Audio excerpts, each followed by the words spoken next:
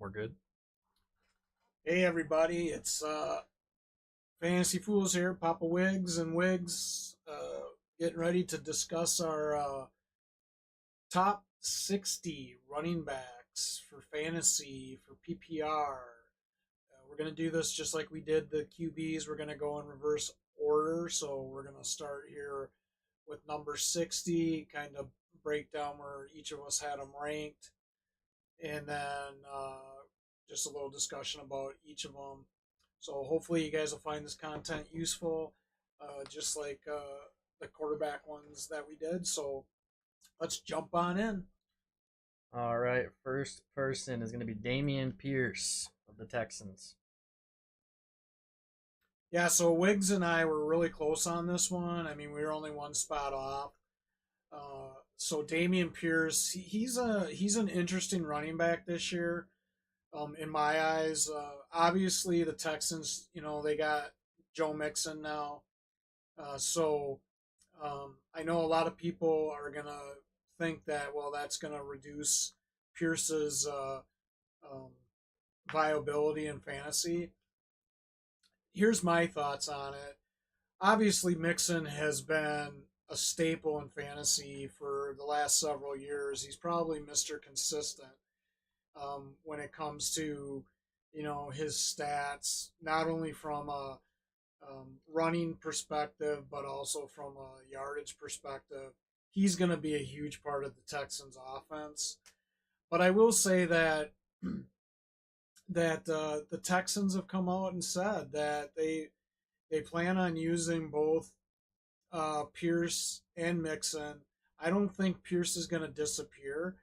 I you know I've said this to Wiggs before. I think a lot of teams are starting to look at rotating two backs, not necessarily giving all the reps to one specific back, just because that ensures um, uh, the amount of injuries they might come across, the longevity of a running back, because obviously the running back takes a huge beating during the season. So I think Damian Pierce is still going to have a role in the Texans offense. Uh, they have come out and said he's had so far. He has had a really great camp, but I do see him being uh, more of a change of pace for Mixon. I do think that it wouldn't surprise me if they rotate series with them just to keep them fresh, at least maybe at the beginning of the year. To see. Obviously, they're going to give the ball to the hot hand. So I think if Mixon's having a great game, you're probably going to see more Mixon. So, but don't dismiss Damian as a potential flex option in fantasy, depending on you know who's out on your team.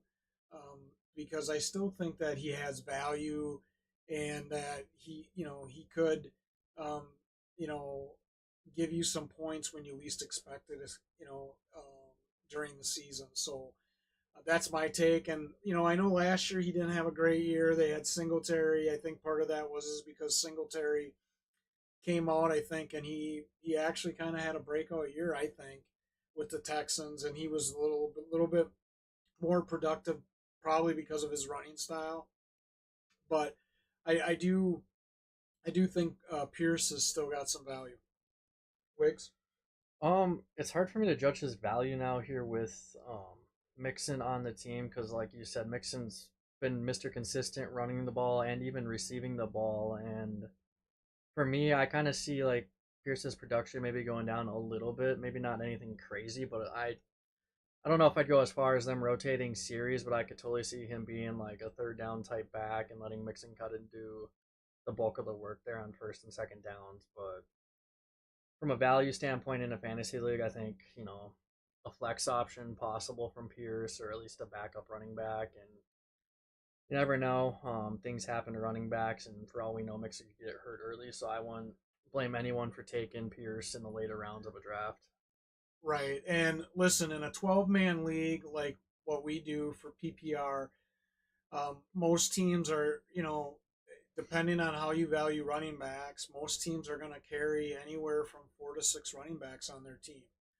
So it's not um, it's not far fetched to see him going in the draft uh, and stuff because especially in the lower rounds because you never know when a running back's going to get hurt and so to me he still fits in there as a draft candidate based on how you value running backs.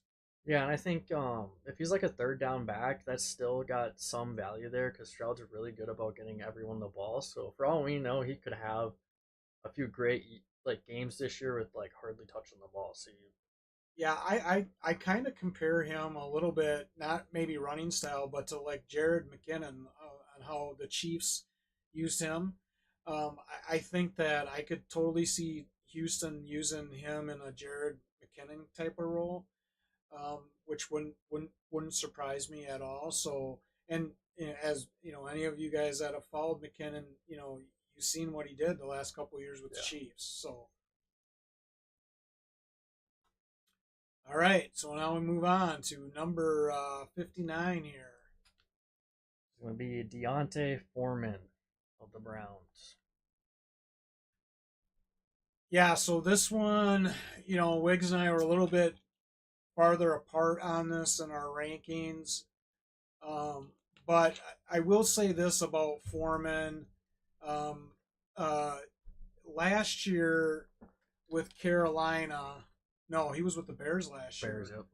yep. So last year with the Bears, he didn't have as productive year as he did with Carolina the year before. I think partially because I think there just was a lot more depth. So like last year he only had 425 yards and four touchdowns in the rushing game, and he didn't really have a he had one receiving touchdown, but he didn't really have any value in the receiving game. I think his production went down because the Bears just had a lot more depth last year at running back. They had, Herbert and Roshan Johnson, their rookie. I think that it just, if looking back at it, he probably kind of regretted moving, but it is what it is. That's what happens when money talks. This year, though, I can see him having yeah, I had him ranked lower, but given the status of Chubb with the Browns, um, I can see Foreman at the beginning of the year potentially having some red zone value because of his size. Uh, I think that Ford is going to get the majority of the carries because, really, in all honesty, I don't think Chubb's going to be starting off the season. Maybe he'll surprise me, but coming off his second ACL, I think the Browns are going to take him slow. They're going to ease him back in. It wouldn't surprise me if he ends up on the pub at the beginning of the year and he doesn't play at least the first four games. So, with that being said, obviously Ford had a great year last year, and he's going to be the guy, I think. But I do think Foreman does have some red zone value because of his size and his running style. I also think that he's, someone that can be a good change of pace guy that they could bring in. So I definitely think he's draftable. In a bench guy. I don't really see him as a flex guy. I more so see him as a bye week replacement maybe, or someone that can go in there if there's an injury, if something happened to Ford for some reason. Obviously that's gonna give Foreman some more upside. Yeah, he did get into kind of a rough situation there in Chicago because he did have a lot of running backs to compete with there, and for the most part, all three of those running backs last year, I would say, are about equal in their performance throughout the entire year. Looking at it, he only made 9 games last year of the 17, so I don't know if the injuries impacted his year significantly at all, but maybe a little bit, maybe not a lot, but I don't know that he was active all their games I don't either. think he started the year off active. I think it was trying to let's see here, pull Yeah, it up. we don't have to Yeah, we ignore don't have to that. go that deep into it, but I I don't know. He just doesn't sit well with me right now. I think I might even rank him a little bit lower now that I'm seeing where I ranked him, sitting at 56. But I do agree with you. I think he'll be like the two guy behind Ford to start off the year because I don't think Chubb will start the year off. Again, he could surprise us, but I don't think Chubb will. But I think as soon as Chubb comes back, Foreman's just going to be in there when they feel like putting him in there. So for me personally, I wouldn't draft him just due to the fact that he's got competition ahead of him that, in my eyes, are better than Ford and Chubb. And once Chubb comes back, that role is just going to slowly deplenish, and he might not be bad to have on the bench in case Ford or Chubb gets hurt, but Right. No, I agree with you. I think and I think it comes down to how much you value running backs, right? Everybody has values positions differently. If you're somebody that likes to carry six running backs on your team, um, in a 12-man league, you may consider them. If you're somebody that only likes to carry four running backs, you probably aren't going to consider them. So I think it kind of all depends on your personal preference. So, but I do agree with you. That I mean, he's on the fence on whether he gets drafted or yeah. not. Move on from Fulham and got his old teammate and Khalil Herbert. Yeah, so Herbert is he's an interesting one for me. Um, this year the Bears went out and they brought in Swift, and they have I think Herbert's number two on the depth chart. I'll be honest with you, I think Roshan Johnson is going to surpass him in the depth chart. That's just my opinion. I think Johnson is going to make an impact in training camp that's going to put him behind Swift. I like Johnson. Um, I know that he didn't have a great year last year, but I still think he has some value. Now Herbert did he did have 600, a little bit over 600 yards last year. Wasn't really a TD guy. He wasn't really that active in the passing game from a yardage perspective. He did have some 30 reception or 20 receptions last year. So for a running back, yeah, that's you know like 1.5 receptions a game, maybe a little bit less. I had him ranked a little bit lower than Wiggs on the ranking. I'm not as high as Herbert. I really think that he's gonna. I think his production this year is actually gonna go down. I think the only way his production goes up is if Swift gets hurt and he's out, and they have to rely on Johnson. And obviously, um, they're gonna look at Herbert then closer. I believe, like I said, I think Johnson leapfrogs Herbert, so that's why I had Herbert lower. And I also think that um, I can see the Bears, rotating a little bit, but I think it's going to be between Swift and Johnson because I think they're going to want to try to keep Swift healthy. Because Swift has had some issues in the past with injuries. So, just my opinion. What do you think, Wiggs? I think that Johnson and Herbert are going to be used roughly the same. I actually have them, I believe, ranked one spot apart from each other here. I have Johnson just slightly edging out Herbert, but I could see them kind of both just rotating when they go in behind Swift because I think if anything, they're probably going to be more so a third down back type of running back. In my opinion, you might see Johnson in there occasionally, just relieving Swift, but um, I personally think those two are going to have about the same usage, and I think they're going to be utilized both pretty well in the passing game because I think there'll be a nice little safety net there for Williams whenever he needs to just drop it down to a running back or a tight end or something like that. They'll always kind of just be there, and they're both pretty solid receiving backs. So. Yeah, Swift's pretty solid in the receiving game too, though I believe. So, but yeah, no, I agree with you. But you know the Bears, they like to run, Yeah, several running backs. So yeah, Tyler Algier. yeah. So this one was a kind of a hard one for me to judge this year because um, I think Tyler was lucky with the coach and the staff that he had last year at Atlanta. I really do. I'm not taking anything away from this kid. I think he's showing he's got talent, but let's be realistic here. Bijan Robinson is probably going to be a top 3 running back this year for sure.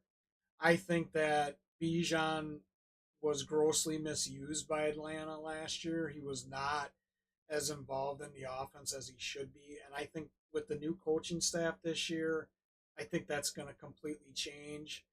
So, does that mean that Tyler's not going to have some value? I think he'll still have some value. I don't see him getting 680 yards this No, year. not That's even just close. that's just my opinion.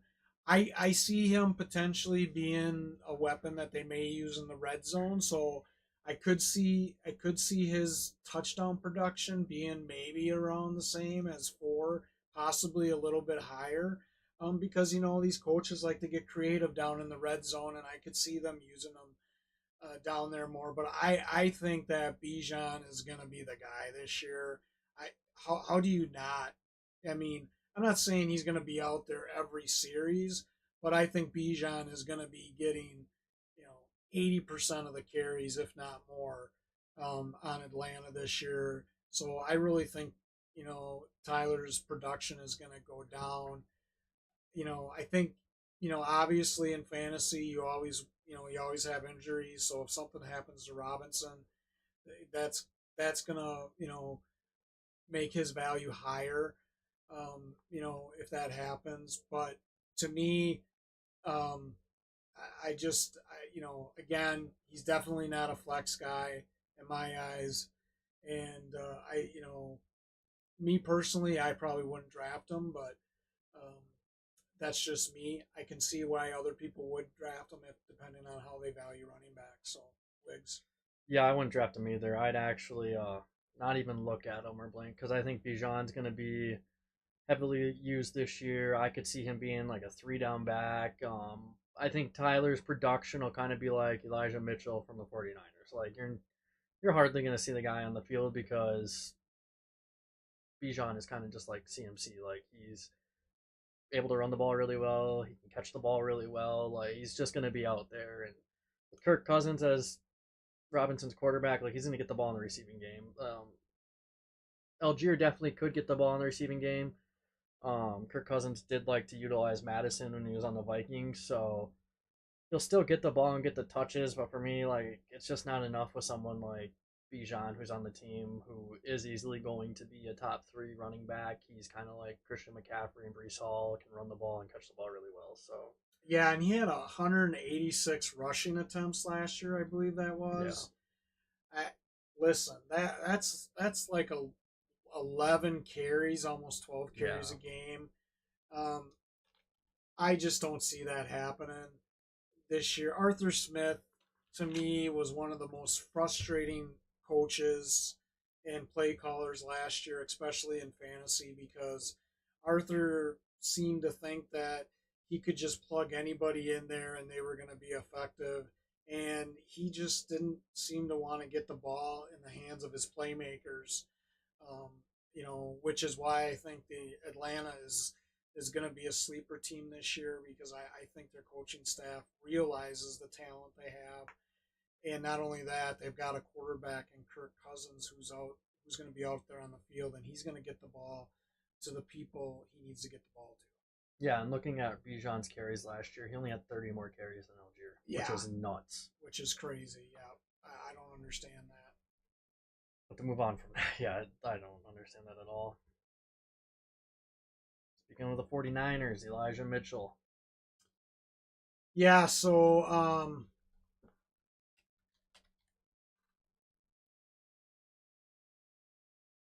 Mitchell to me is going to be a non-factor unless Yeah. something happens to McCaffrey.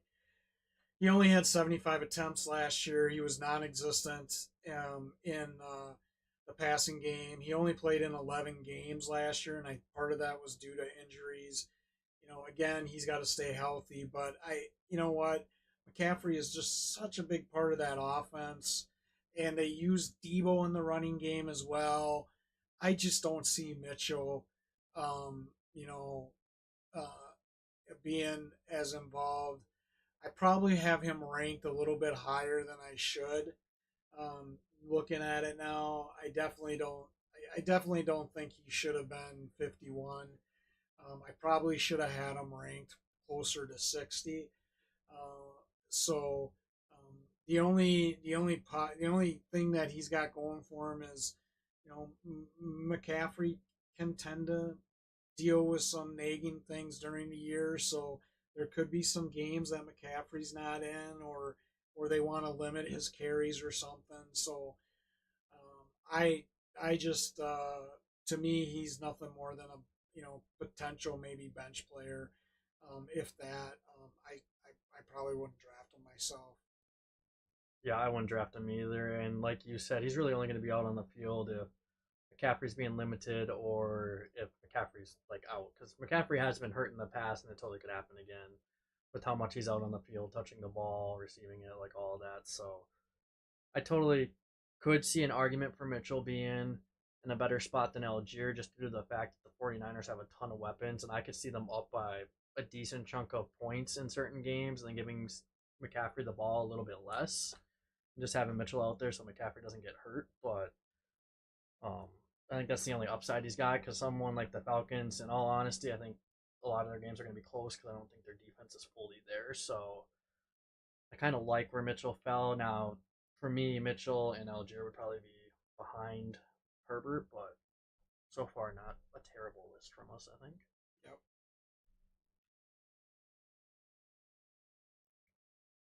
Got a rookie, Bucky Irving.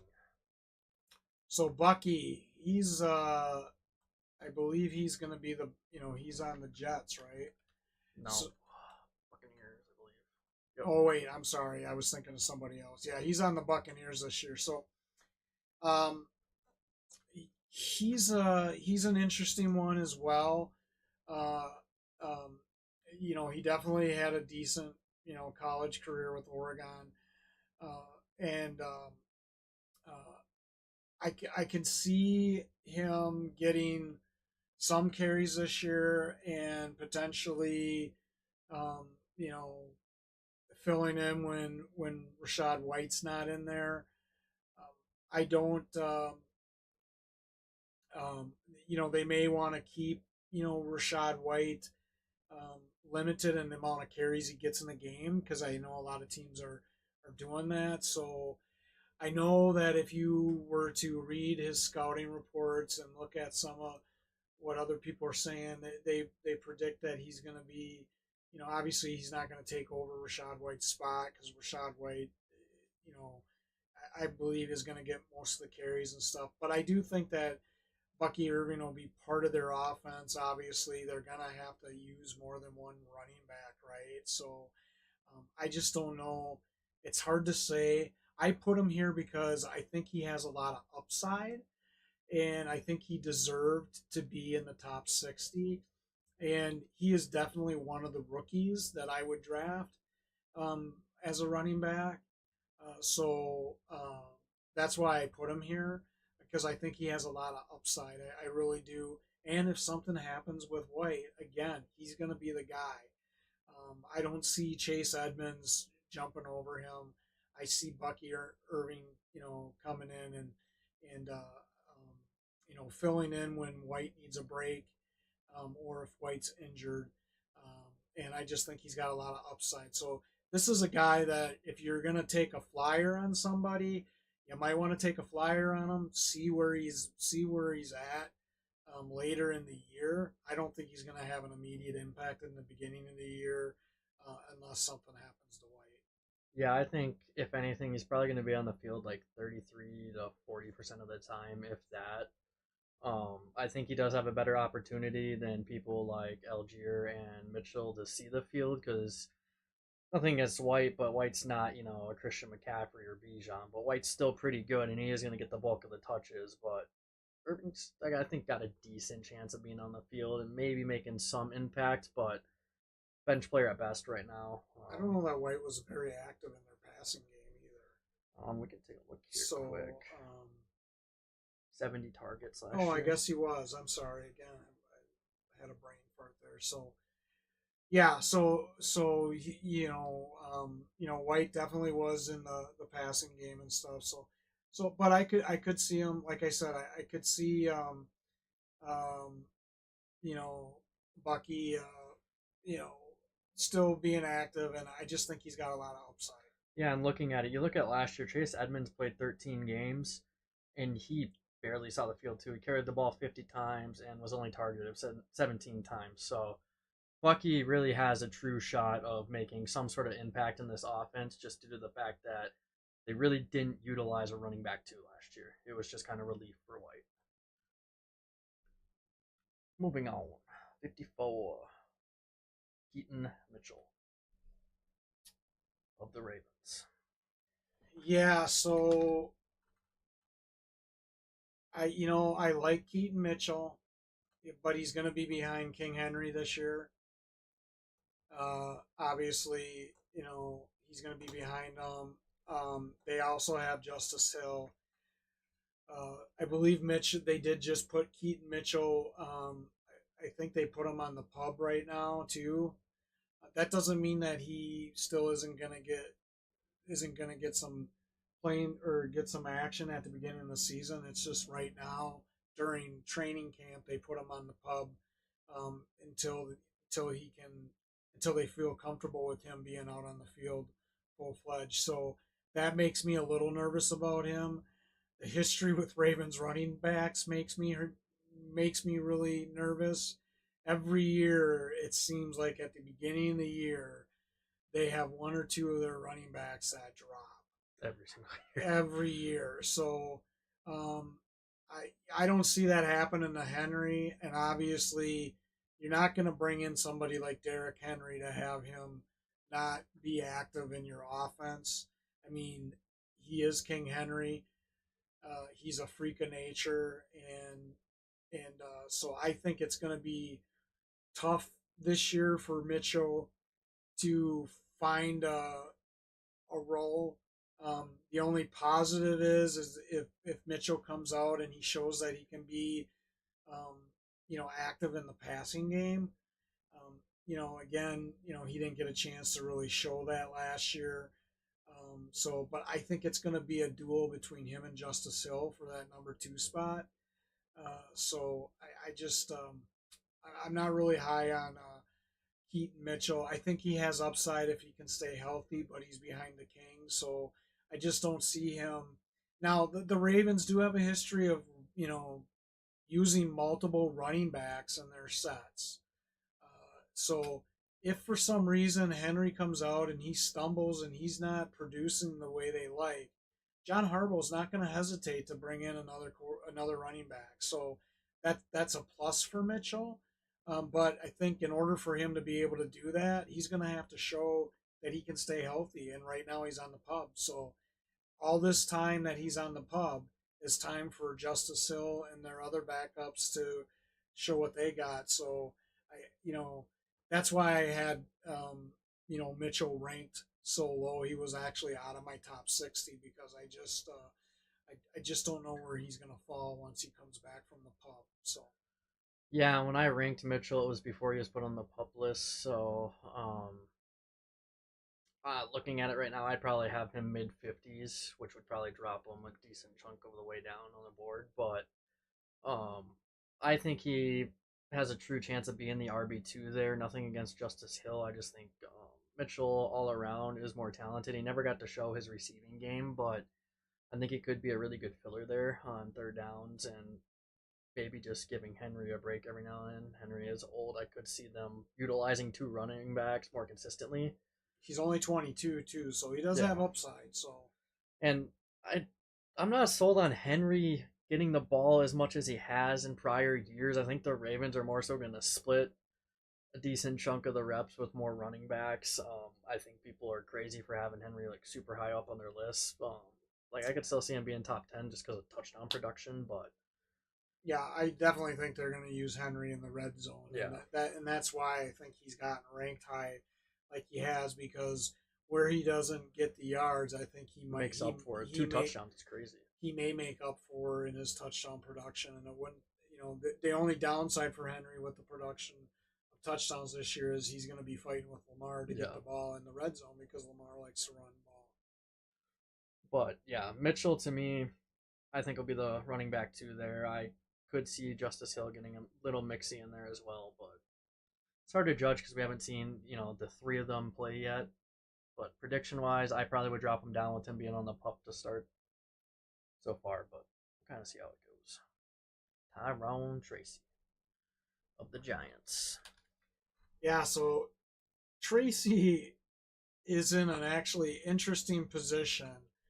Um, he's a rookie that they brought in. He's a little bit older rookie at 24. He's going to be competing against Singletary. Obviously, Saquon is with the Eagles now. Uh, I'm not sold on Singletary, to be quite honest with you. Um, I think Singletary is going to start the season as the starter, but I think Singletary may struggle this year. In years past, Singletary's always been the most effective when he's been in a two-back system where there's been two backs that have kind of been split in carries. And so I feel like Tracy at the beginning of the year may not have a huge impact, but I think towards the middle and the end of the year, I think you may see the Giants, depending on Singletary's production and if how healthy he stays, I could see them turning the reins over to Tracy at some point during the year. I don't think Tracy's going to have any fantasy value initially. I ranked again. He's another guy that I ranked a little bit higher because I do think he has a lot of upside.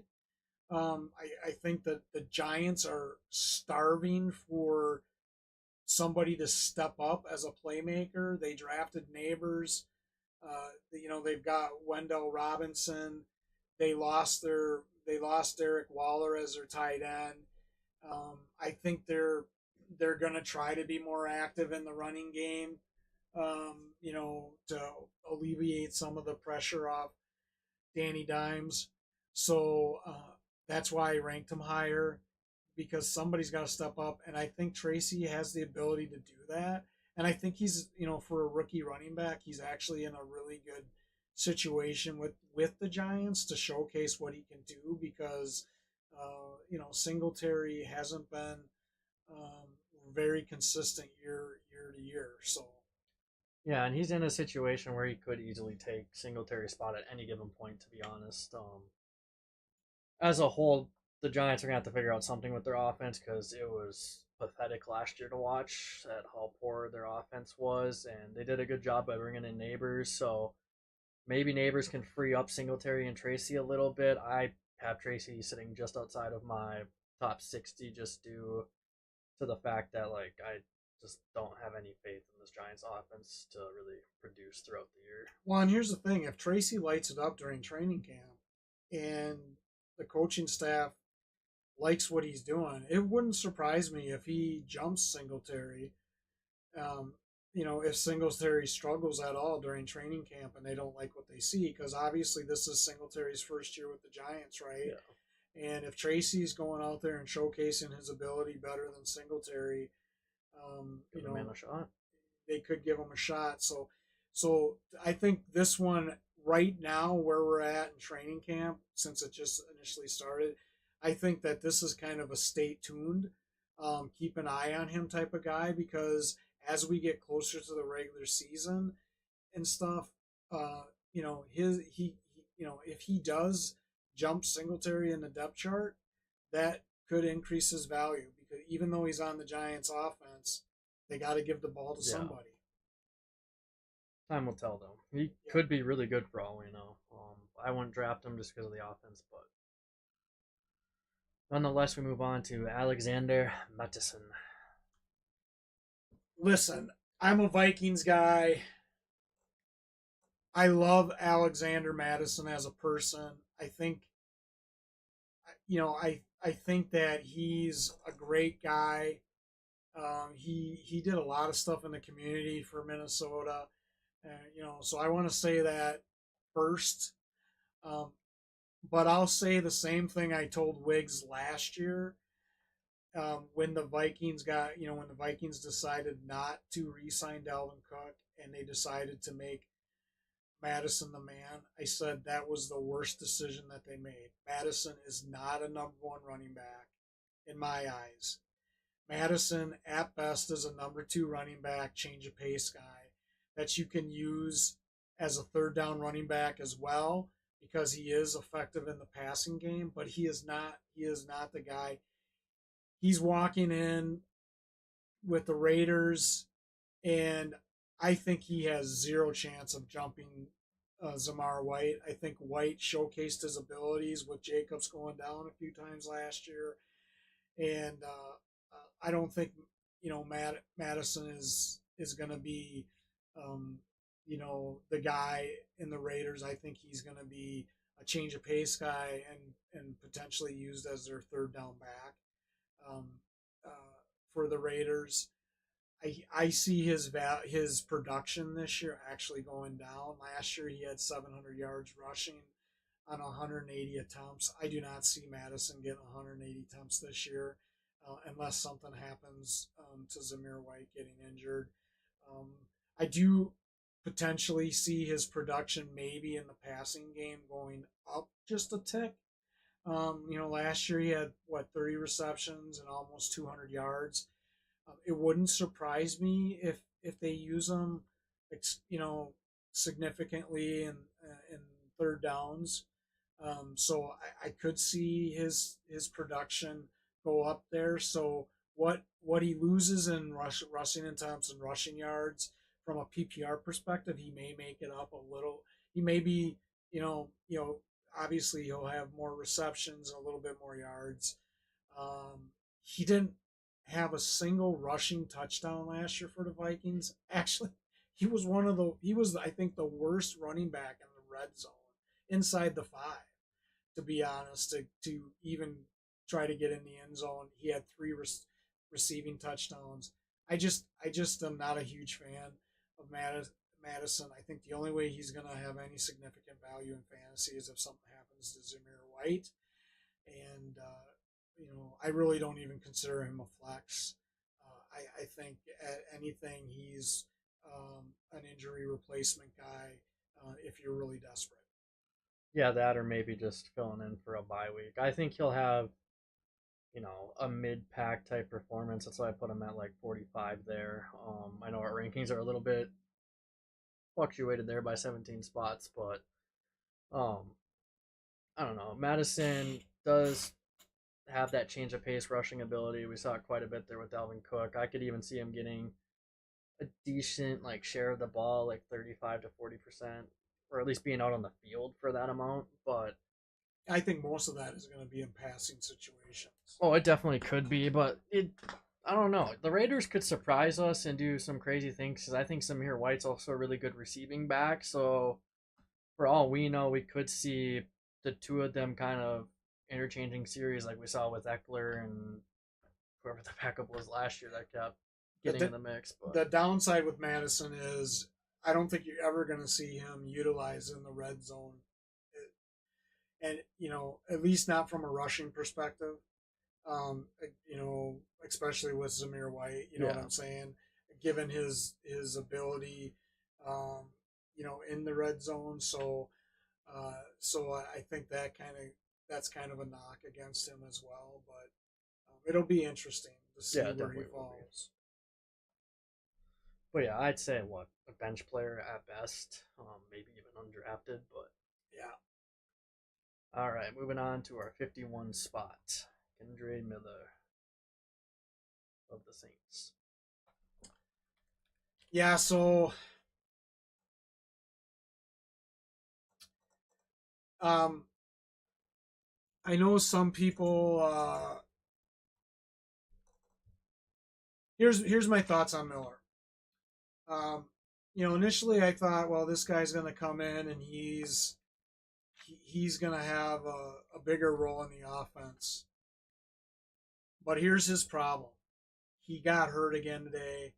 I just saw a video not too long before we filmed this where the coach Dennis Allen came out and said, in order for Miller to even make the team, he's got to stay out on the field.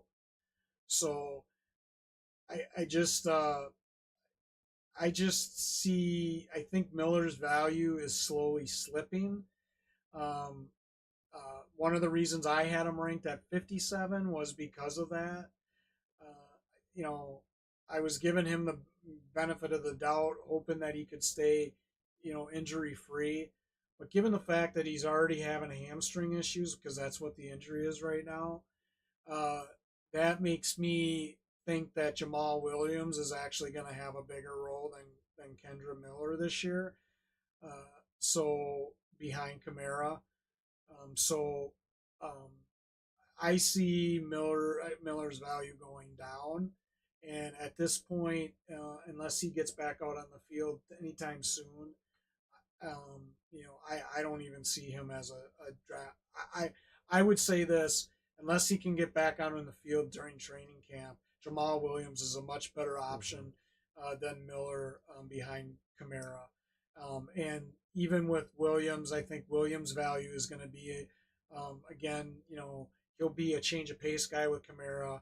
You probably could see him in the red zone a little bit because Jamal, the type of runner that he is and stuff. But Miller's value is slowly slipping. So right now, I would say you might want to stay tuned and avoid him, depending on when your draft is, until you see how it shakes out with this injury that he just came down with.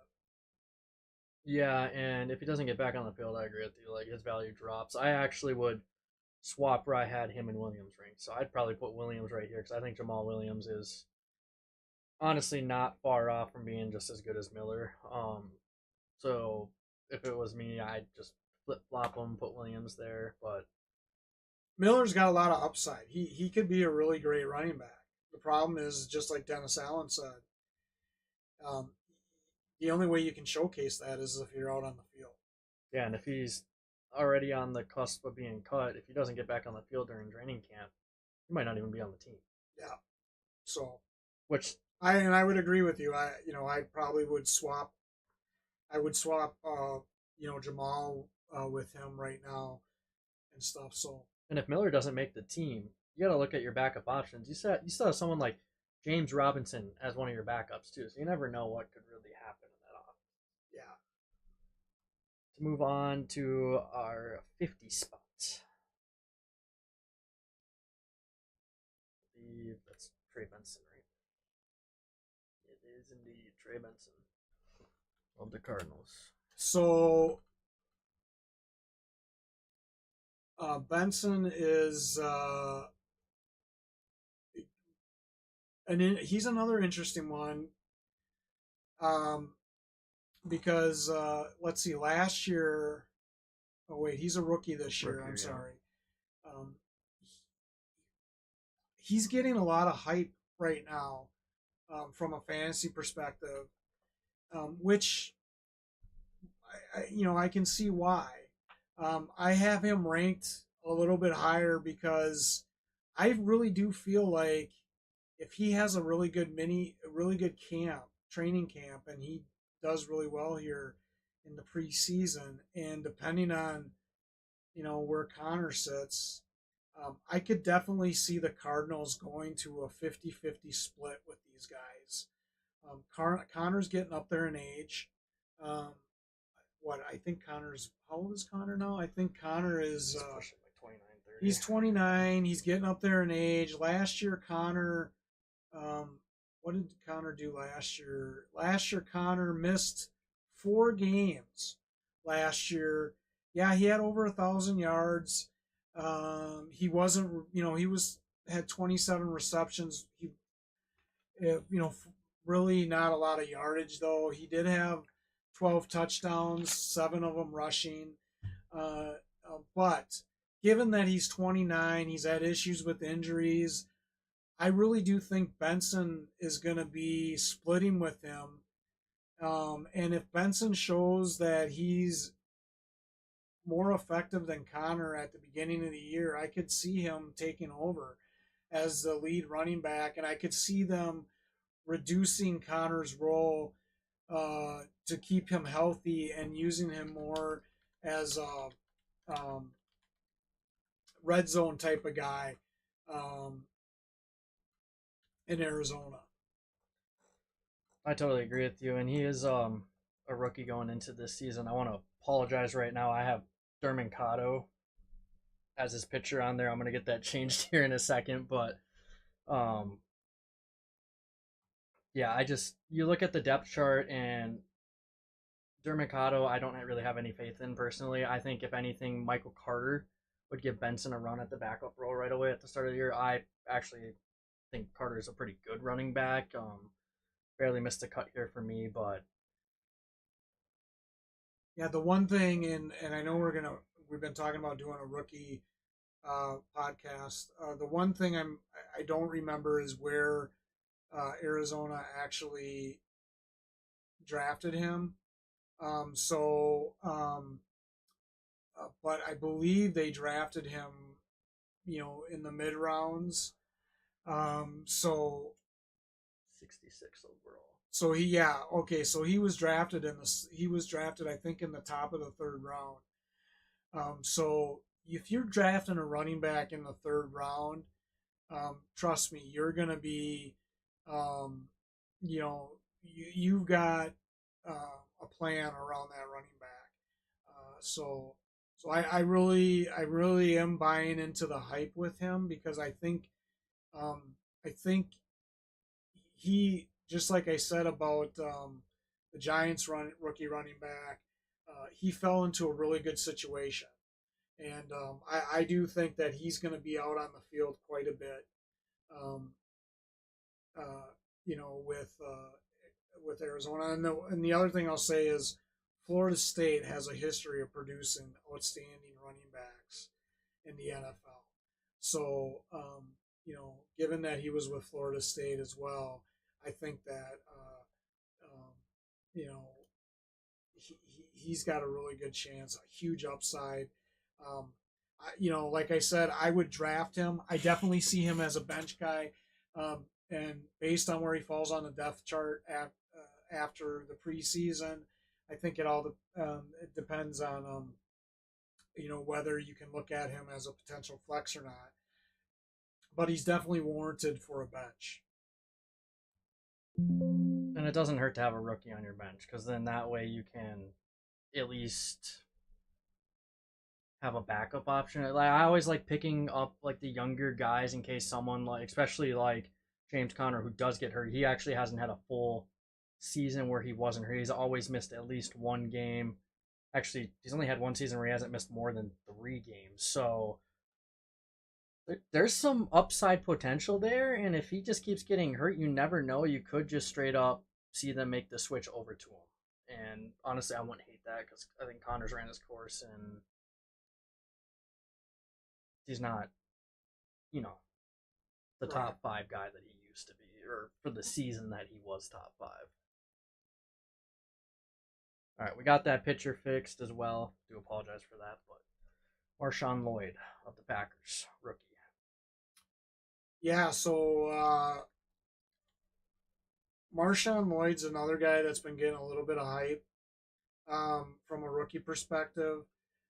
They actually, a lot of people actually think that he's going to be the number two guy behind Josh Jacobs. Um, I'm not sold that he's going to be the number two guy. I know Lloyd is dealing with a little bit of an injury and stuff. I don't think it's anything serious, but I think it's going to be a battle between him and AJ Dillon. Um, but again, I think that he has a lot of upside. Um, and I don't get me wrong, I love Josh Jacobs and stuff, but it wouldn't surprise me if the Packers try to do something similar, like what they did with Aaron Jones and AJ Dillon and stuff in regards to using two backs on a regular basis in their offense. So that's why I had him ranked a little bit higher. Um, but again, I had him ranked there because of his upside. I think it's all gonna depend on where he shakes out in training camp and how he overcomes the injury that he's dealing with. Again, I don't think it's serious, but obviously, whenever somebody's hurt, you got to keep an eye on it. So Yeah, and I know the Packers like to use multiple running backs they have every year. Even with Aaron Jones, like I don't think Josh Jacobs is gonna, you know, have the production he thinks he's gonna have in Green Bay. They are gonna lean on a second running back. I do think Lloyd will take that over from Dylan. Dylan's just kind of been inconsistent throughout his career and hasn't really like had any major years outside of like his second year in the league. But even then, it was a lot of that was driven on Aaron Jones' yeah. availability, though, as well, because Jones has always kind of had a history of injuries. So So and Josh Jacobs really doesn't get hurt, so it's something where I'd feel comfortable putting him top like 50, top 60 for sure. I wouldn't draft him just because I know Jacobs will be that go-to guy, and he's probably going to be the red zone guy. And at the end of the day, touchdowns are touchdowns in fantasy football. So um, I would lean away from him, but it wouldn't hurt to have him on your bench, especially if you like carrying like 5 or 6 different running backs. It's always an option. And if Josh Jacobs were to get hurt, you'd be the guy with him on your bench, and they'd probably lean on him over Dylan. To move forward there from Lloyd, Roshan Johnson. wow, we had him ranked the same. Fascinating. Um, you know what? I was a huge fan of Roshan Johnson last year. Uh, yeah, he only had 352 yards on 81 carries. Um, he played in 15 games. So I don't remember if he maybe wasn't active for a couple of those He got games. hurt for a game. And so, but he also had 34 receptions and over 200 yards in the receiving game. He only had 2 touchdowns. The thing I like about Johnson, and this is why I think he has a really good chance of leaping Herbert, is he averaged 4.25 yards a carry. That's pretty good for a running back, as you all know. I think that he can be really explosive, and I really do think that he's gonna leapfrog Herbert and be the number 2 guy, and I definitely think he's gonna have an active role in the offense this year. And if anything happens with Swift, I think that's going to increase his value. I believe Johnson's got a lot of upside. He's a young guy, only 23. This is obviously only his second year. And I think the Bears do really, really like him. Yeah, and I think, like I said, I'd give him a slight edge. I thought I had him and Herbert one apart from each other. Turns out I had him a little bit higher than I expected, but yeah, I think he's got that slight edge there on Herbert, and I think he was just hurt for a game there because I think he went in and got hurt with. Like, it was like one of those games where like 2 or 3 of their running backs got hurt in the same game. It was like a weird game to watch, but I'll be honest, I was really surprised that they went after Swift because I do like the Bears running backs. And even with the Devontae Foreman, I didn't think the Bears needed to go out and get Swift. I think the reason the Bears did it, and Ryan Poles, their GM, had admitted it. They drafted Caleb Williams, and they let Fields go. And Poles was the first one to say we didn't surround Fields with enough weapons, and so I think Swift was the subject of part of their plan to bring in multiple weapons on that Chicago offense to ensure that Williams had everything he needed to be successful. Because I personally believe they failed Fields. So oh, they definitely did. And honestly, I think they could have gone without Swift. They probably would have been fine just with Herbert and Johnson as their running backs, and they have Travis Homer who has had moments in the past of being decent. So like, I don't think they necessarily needed Swift, and I think if Swift does get hurt at any point, Johnson will step up big.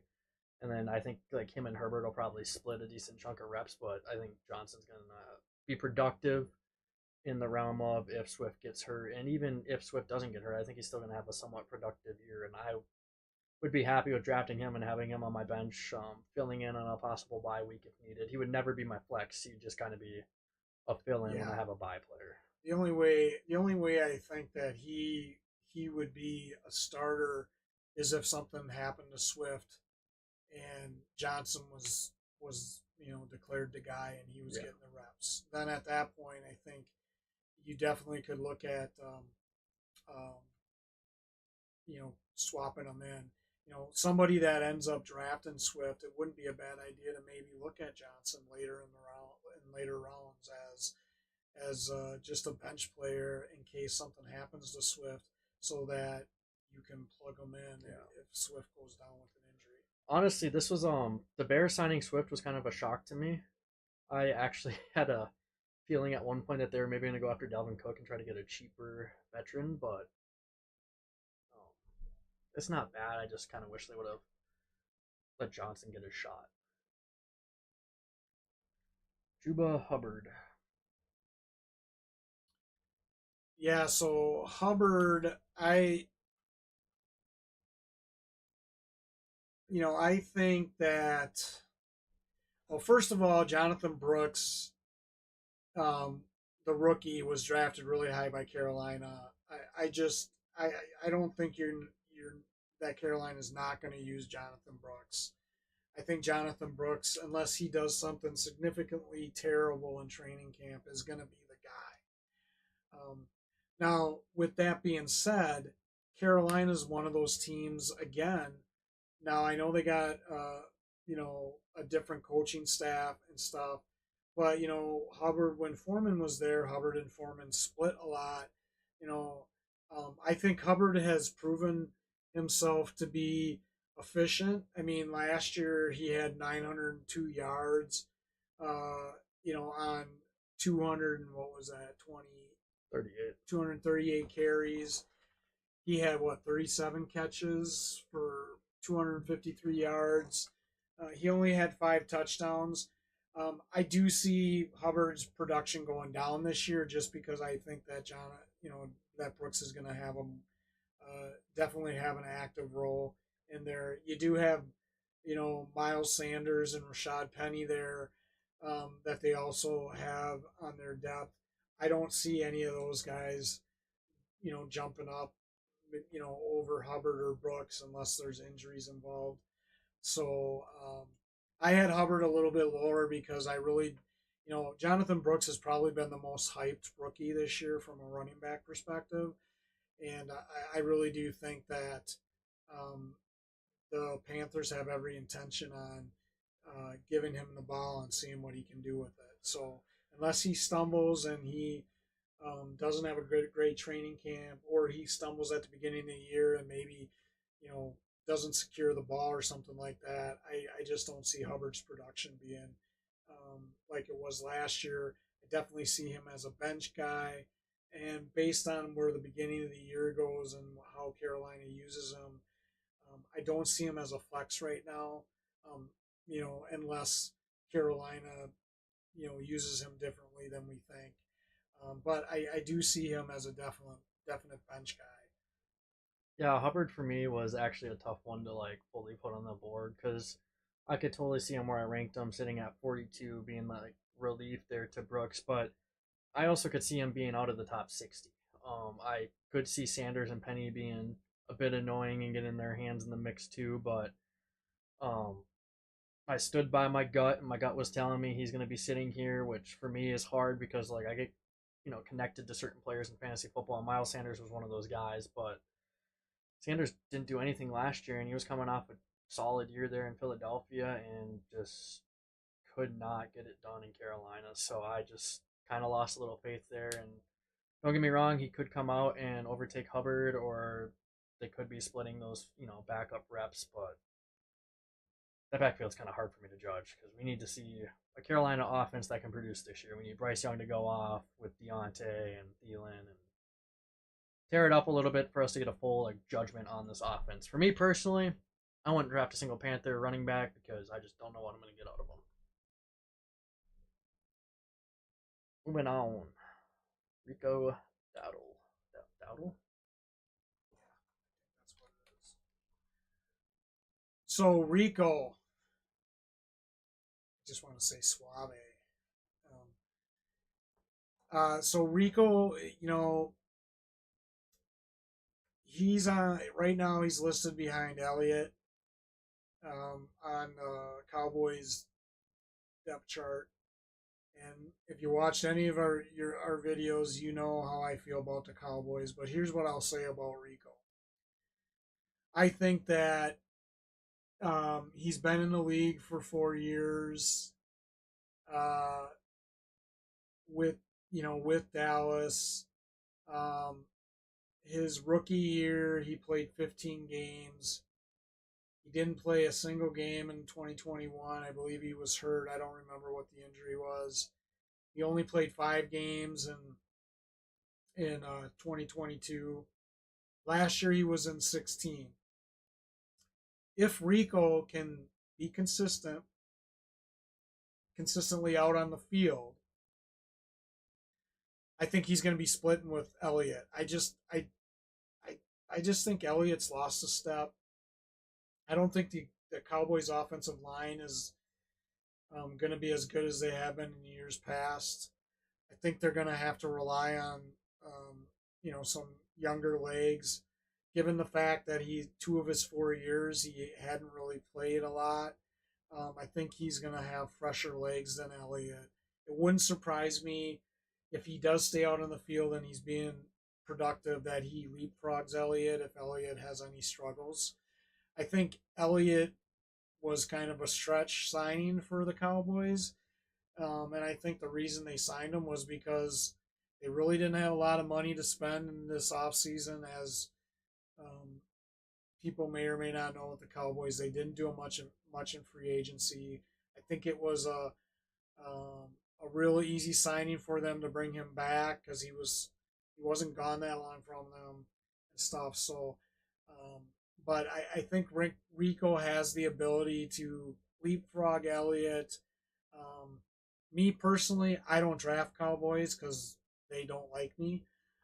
So I would never draft him. But putting my personal feelings aside, I can definitely see him as a bench player, and I could see him depending on where the training camp goes and where if he leapfrogs Elliott, as a potential flex option.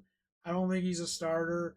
I don't. I think a flex option's a stretch right now, given depending on what we see from Elliott and him, at the beginning of the year. So to me, at the beginning of the season, he's probably a bench player at best, and potentially you could plug him in if Elliott gets hurt.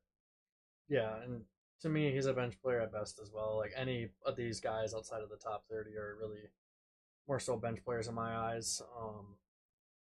For Dowdle, I'd put him at the 52 spot like I have on screen for you guys, and that's just because I think Elliott's going to bounce back this year and have a pretty solid year. So I wouldn't draft Dowdle because I'd be going after Elliott, but that's just me, and that's all I can really say outside of the fact that Dowdle did have a decent year with the carries he got.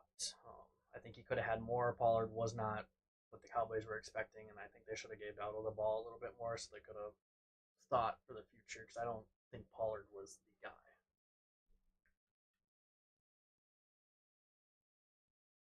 J.K. Dobbins.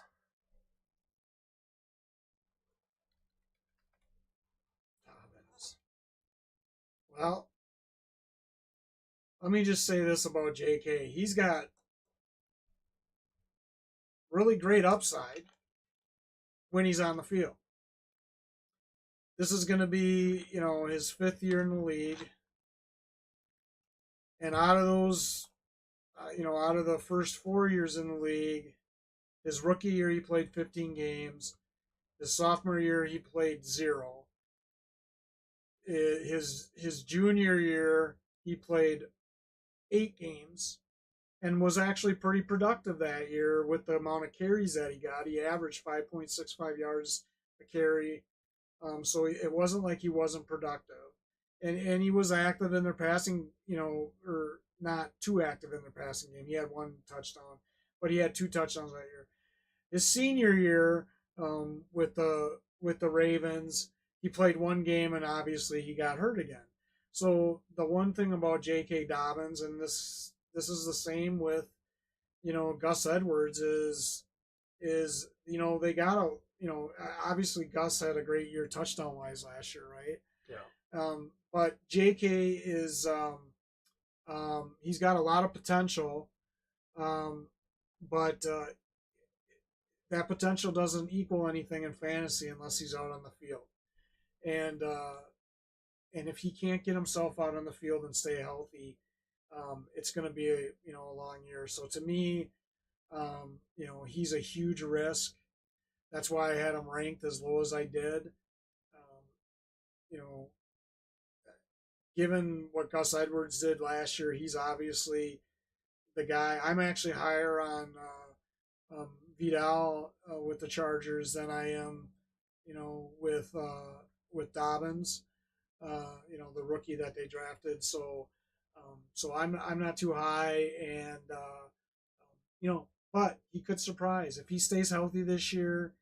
It wouldn't surprise me if Harbaugh uses both him and Edwards, 50-50, and he could, he could be a breakout player. But I think we just got to wait and see with him to see if he actually makes it on the field. Yeah, and he's hard to judge just due to the fact that he's always hurt. But I think with how much the Chargers are going to be running the ball, I think he has a potential to be top 40 like I have him.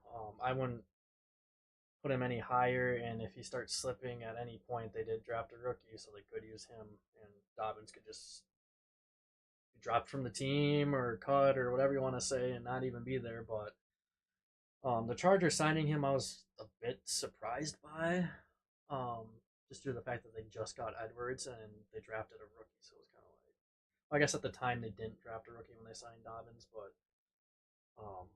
Yeah, I think like I said, he's got a lot of upside, yeah. and stuff. I mean, listen, when he in his rookie year, he averaged 6 yards a carry.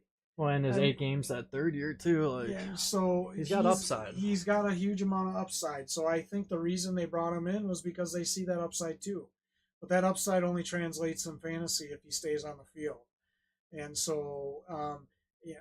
But I also think that um, if he does stay on the field, I think that will definitely impact Edwards' production this year, because I think Dobbins could, you know, I mean, his rookie year he had 9 touchdowns rushing, and so I think he could definitely cut into Edwards' production this year if he stays healthy. Definitely could. But I can see them using all three of those running backs. Yeah, I could too. Especially, I mean, they don't really have much of a passing game that we know of yet. So Well, and I think they want to keep those guys healthy too. So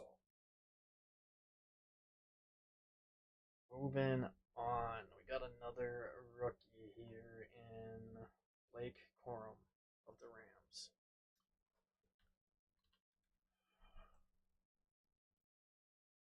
yeah, I think Blake is he's another rookie that's getting a lot of chatter. Uh, I just think that Kyrene, when he's healthy, he got hurt for what 4 games last year. Yeah, decent amount. So it's hard to not have Williams out on the field, right? I mean, so like to me, if Williams is healthy and he's out on the field, I think he's going to be a big part of the Rams offense. With that being said, I do think that there's a good chance that Blake, if he shows well, and he stays on McVay's good side, that's the big thing with running backs in the Rams. With the Rams is if you don't stay on McVay's good side, Cam Akers is a prime example of that. Same with Darrell Henderson. If you don't stay on his good side, you're not going to get any reps. He's gonna bench you. So I think Blake, if he stays on the good side of McVay, I think that he's got a chance to maybe be out on the field, 20, 30% of the time just to relieve Williams. I don't think he's going to have, a tremendous year unless Williams is out. I think he was drafted as an insurance policy, really, quite honestly, um, because I don't think that they had faith in any of the running backs underneath Williams at the time. So that's why they drafted him as an insurance policy in case Williams hits a roadblock this year and misses some games because of injury. But if Williams stays healthy and he can play most of the games this year, I just see Blake as a fill-in guy, maybe potentially a third back down possibly. But I mean, with Williams' production last year, when you know touchdown wise, running wise, and the amount of games that he broke out with, what Williams last year, I believe he played 12 games and he had over 13. What was it? 1,300 yards? No, 11. He 1100. had over 1,100 yards in 12 games, 12 rushing touchdowns, 3 passing touchdowns. Williams was also used in the passing game, so it's not like he's not a target either. So I think the big knock on him is just that he was out 5 games last year. So I think Blake is definitely what I would call an insurance policy. If you have Kyrie Williams on your team, it wouldn't be a bad idea to maybe draft Blake later in the rounds to have him on the bench. Yeah, and Kyron is just another beast, but he's got to stay healthy. 2 years, he's averaging 11 games of a 17 game like season. So you just need to stay out on the field if you're Williams. But for me, if Kyron's able to stay healthy the entire year, I don't think Blake's going to get much production at all. Maybe just to give Williams a break on a series or relieve him on third down so he can catch his breath from a run or something. I don't know, but I have him ranked a bit lower because I don't see him being out on the field a whole lot if Kyron's healthy. Now, if Kyron does get hurt, definitely have Blake on your team because the Rams do like to run the ball a decent amount. And for all we know, he could be out on the field a decent amount on passing downs because looking at Kyron's stats, he's not like the top guy when it comes to receiving the ball. You're battling with Puka and Cooper, so Well, McVay has a history of switching running backs up for series too, so it wouldn't surprise me if he uses them for a few series out on during a game, but you really won't know that until the season starts.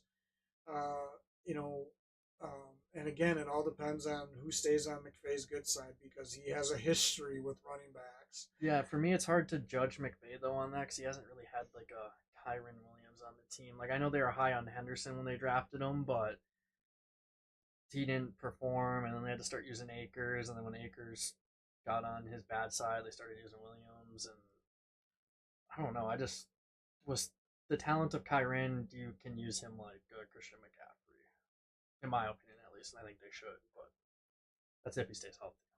That's a huge question mark there. Is if Kyron can stay healthy. Moving on, Antonio Gibson.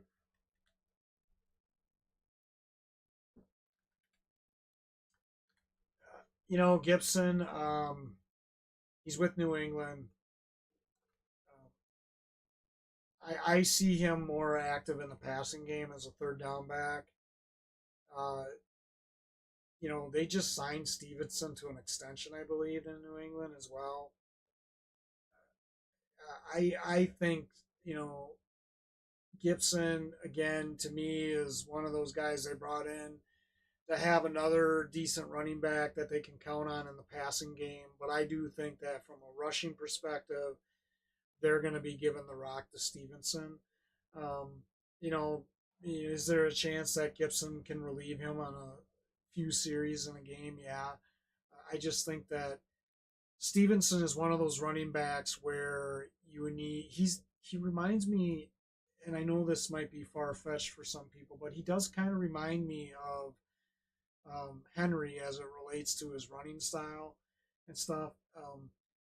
The the longer um, he's in the game, the more productive he becomes, if that makes sense. I think as the defense for the other team wears down in the second half, that's where I think Stevenson shines. So I just think that last year Stevenson, he struggled with injuries. Now again, he struggled with injuries his first year as well. If Stevenson can stay healthy this year, it wouldn't surprise me, if he has, yeah, I can see him having 1,200 yards and stuff. They obviously believe in him because they gave him I do believe they signed him to an extension this year. So, I just think that Gibson hasn't really. I think Gibson is going to be more of their third down back. Yeah, I think Antonio Gibson will just be out there more so for receiving. I think they might use Stevenson a bit less there in that receiving game personally. I think they'll kind of have him as kind of to compare it to your Derrick Henry role of just ground and pound. He's going to be running the damn ball. And It wouldn't surprise me if they use him on first and second down, and they use Gibson on yeah, third down. nice change of pace running back and receive So and run the ball. yeah, That's the only reason I have Gibson so high is because he's a nice receiving running back and he tends to get some touchdowns in the receiving game. At least 2 of the last 3 years. He's gotten two in each of the last 3 years, if not more. The only knock I'll give Stevenson is he's only found the end zone one time in, what is that, over 130, 140 receptions. So it's kind of. I think the other reason they brought in Gibson too is because I still do believe that Drake May is going to be the guy. I know there's talk that Brissett might be the guy, but I don't think you draft Drake May number 3 to have him sit on the bench unless he's showing something really bad in training camp. I think Gibson is a good third down option for a rookie quarterback if they're third and long or whatever, and something breaks down. And Gibson's proven that he can, he's a good catching running back. So I think that's the other reason they brought him in is for his catching abilities. So I do think that he's going to be very active in the third down role. I do agree with that. We'll move on here. McLaughlin. Yeah, so McLaughlin, you know, here's what I here's what I here's what's interesting with McLaughlin. There's a lot of rumors going around, and I've seen this out on, I've seen, some stuff being said out on social media, where, there's a lot of people that think that Javonte Williams is in the doghouse with Sean Payton. Um, and, some people don't even think that Williams may even make the team this year, because of his injury history and the fact that he's in Sean Payton's um, doghouse. McLaughlin has been effective when he's been in there. When he was in there last year, he averaged over 5 yards a carry. He only had one touchdown, but he did have over 400 yards rushing, 160 yards in the passing game. He had over 30 catches. So I I think that McLaughlin's value is actually going to go up. I had him ranked at 41. I think it might go up. I think that he has a legitimate shot at leapfrogging Williams. It wouldn't surprise me if Javonte Williams gets traded. I've heard that. Um, it wouldn't surprise me if he gets traded. Um, so um, I'm on the fence with this one because I think again this is another one of stay tuned because I think training camp's gonna really determine this. Plus, their third back Perrine is actually pretty decent, especially in the passing game. So McLaughlin, if he did overtake Williams, they would have a third down back right behind him that they could depend on. To come in and take over that role. So I think this all kind of we have to wait and see on this, and there's potential for his ranking to go up or down based on where Williams falls on Sean Payton's, if he stays in Sean Payton's doghouse or not. Yeah, and they also have Esteem as well, the I believe rookie that came in this year, right? Yeah, they got a rookie too as So they well. they totally could get away with trading them and be in a Yeah. And perfect anytime, I situation. mean, listen, if they, I don't know where they drafted him, but anytime you're drafting a running back, that's sending a message to your other running backs that hey, listen, you know, we feel like we need more depth here. So yeah, so it'll be interesting with that. So I think that he's one guy that could go up or down, as preseason kind of plays out Yeah. here in training camp. I definitely like if Williams were to be traded at all, I could definitely see him stepping up into the role. I mean, 5.39 yards a carry is nuts. Yeah. I mean, 400 yards on 75 carries. That's just crazy, dude.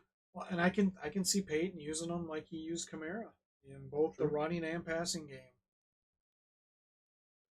41, Chandler. Uh, I like Ty Chandler. I think he's got a lot of upside.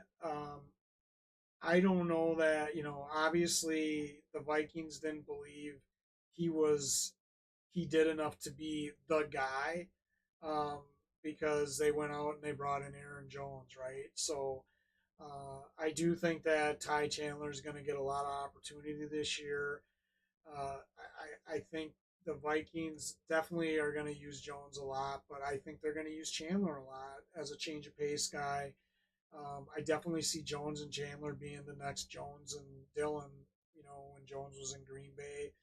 So it wouldn't surprise me if they go 50-50 with them, because when Chandler was out on the field, he was averaging over 4.5 yards a carry. He had what 461 yards last year. When Madison, I think, got injured, he kind of took over that Yeah. role, from Madison. So I just don't think the Vikings have seen enough from Chandler to deem him someone that they were comfortable with going into the season with as their number one guy. So that's exactly why they brought in Aaron Jones. Um, but Jones goes down, sky's the limit for Chandler. I think Chandler has the potential to be a flex, definitely a bench player, but he has the potential to be a flex. Uh, Once we see where how the Vikings use him, so Yeah, it'll be interesting too. And to your point, at any given point, Jones could go down, and yeah, Chandler stepped into a starting role last year. And he wasn't terrible. no, well, averaging 4.5 yards a carry is It's pretty pretty darn good, good. yeah. So, And and six there's point another three one that we six had on the ranked the season. same. Yeah, that I know that one kind of shocked me. I thought maybe you'd have him higher with the way you're talking about him, but I'll take it. I don't think he's going to be the starter going into the season. Oh, That's why definitely I not. didn't have him ranked higher. Moving on, Zach Cabernet. I believe that's how you say it. The Seahawks. Yeah, so Zach, again, Seattle's got Walker in front of Zach. Zach's, definitely got the edge, I believe, at the number two spot. Um, uh, he actually, had a pretty efficient year last year. He played 16 games. He actually averaged over what almost 4.3 yards a carry. Yeah. He was involved in the passing game. He didn't really produce a lot of touchdowns. Again, he's behind Walker. Uh, I think if Walker gets injured, Zach is definitely going to have an opportunity to step in. So I definitely think he's a bench guy for sure because he's a huge insurance policy if Walker goes down.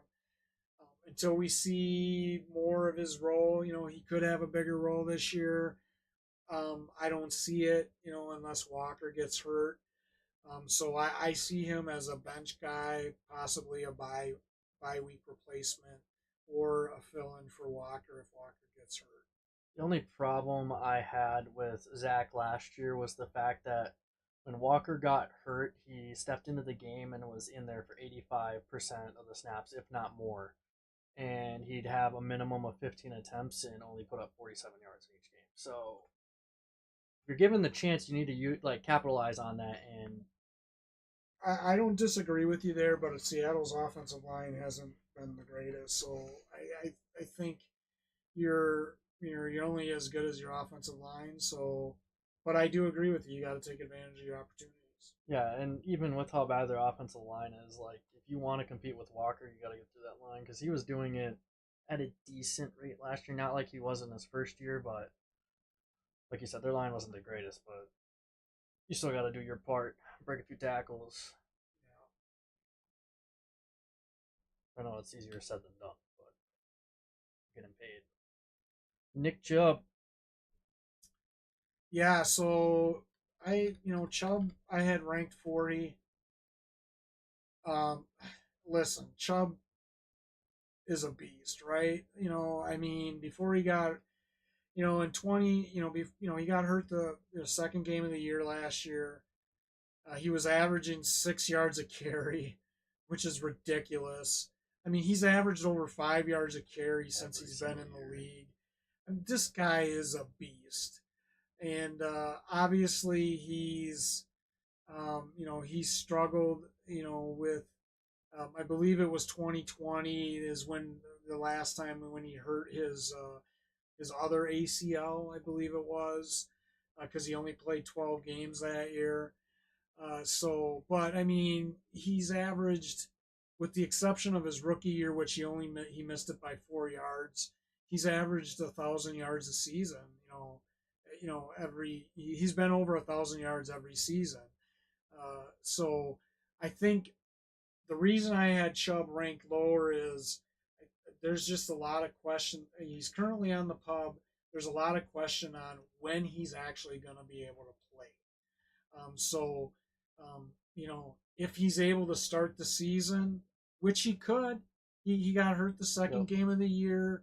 He could be really close. They could just be taking it slow.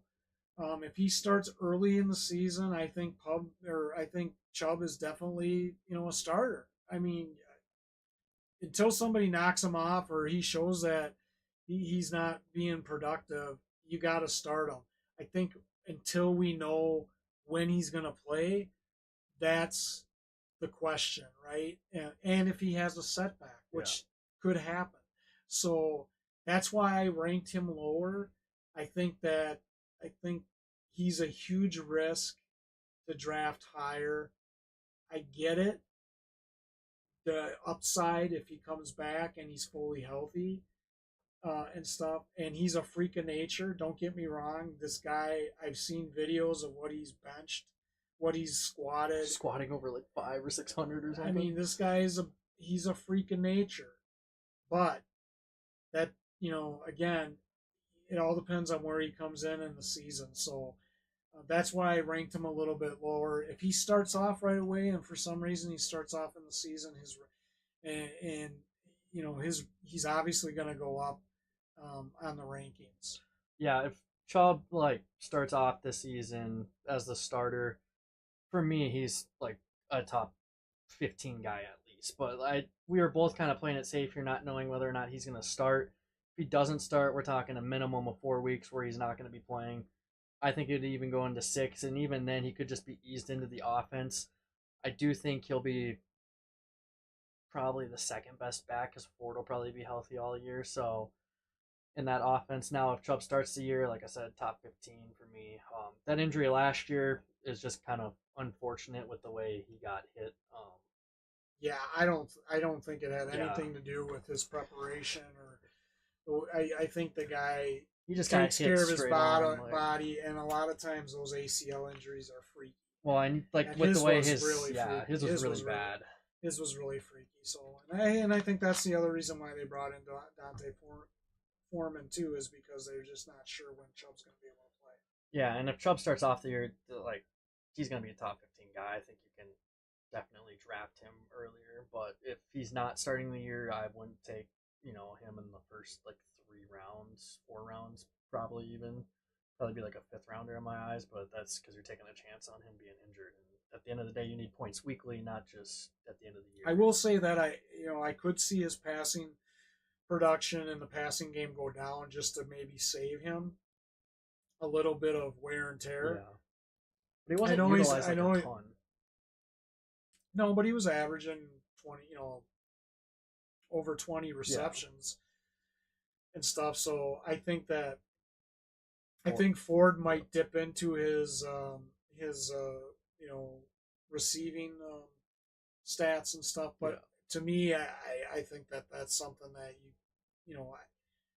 obviously Chubb is a stronger runner than Ford, but Ford is really effective in the passing game. Well, So I they don't could think you're even losing go anything. to something if Chubb started the year. They could have him be the first and second down back, and then kind of do what they did with Hunt and have Ford be like that third down guy who can run the ball and give you a change of pace or receive the ball. And Right.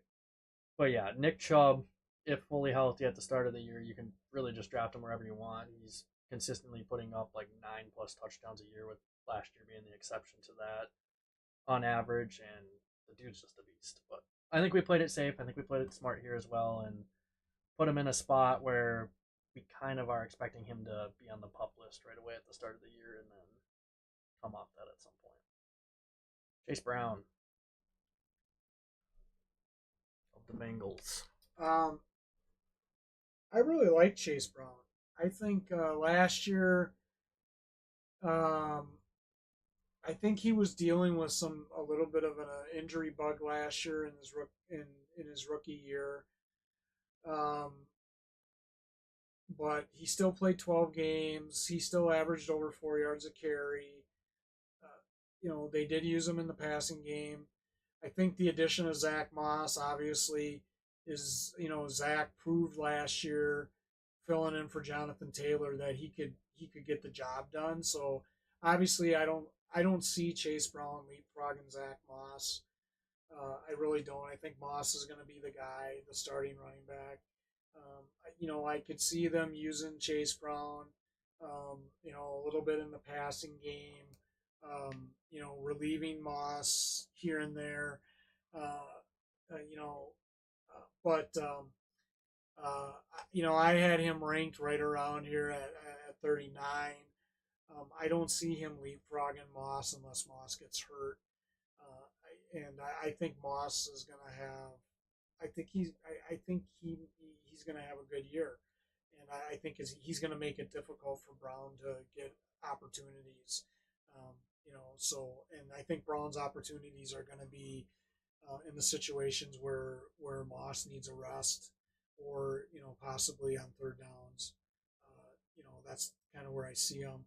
I definitely think he's a bench guy because I think Brown, if he's healthy all year, he does have the potential to break loose. So,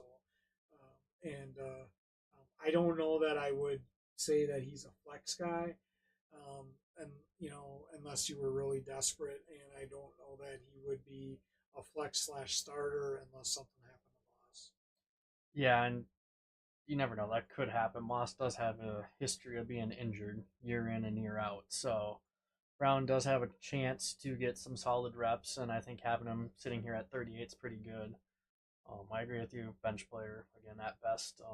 Good Nice. insurance policy if Yeah. you have Zach Moss. It wouldn't be a bad idea to maybe take a flyer on Chase Brown in the later rounds and have him on your bench Yeah. just to see how Moss, and his competition plans out. I could totally see the Bengals using him, Chase Brown, more in the passing game. Just looking, and don't get me wrong, he only had 14 receptions last year, but he was averaging over 10 yards a reception. So I could totally see him being involved in the passing game, especially with them not having Tyler Boyd anymore. It could be a nice little safety net to have Chase Brown in, give Zach Moss some rest so he doesn't, get hurt or anything, and kind of utilize Brown because he, again, 14 receptions, did pretty well with those 14 receptions. I believe they didn't. With Trayvon Williams, I believe they drafted him, didn't they? Or um, oh no, No, Trayvon. He was with.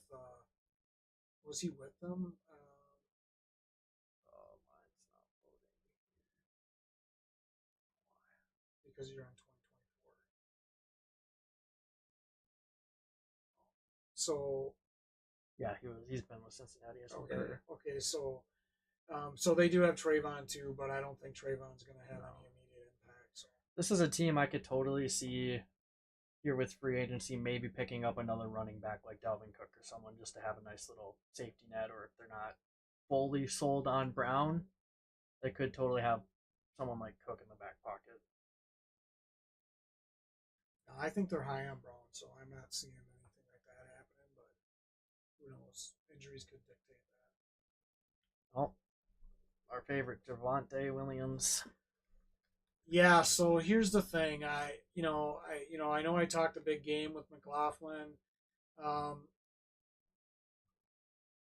I like Javante Williams. I think he's got a lot of upside. And I'll be honest with you, I if the Vikings decided to make a move for him, because I heard they could, I wouldn't be disappointed at it.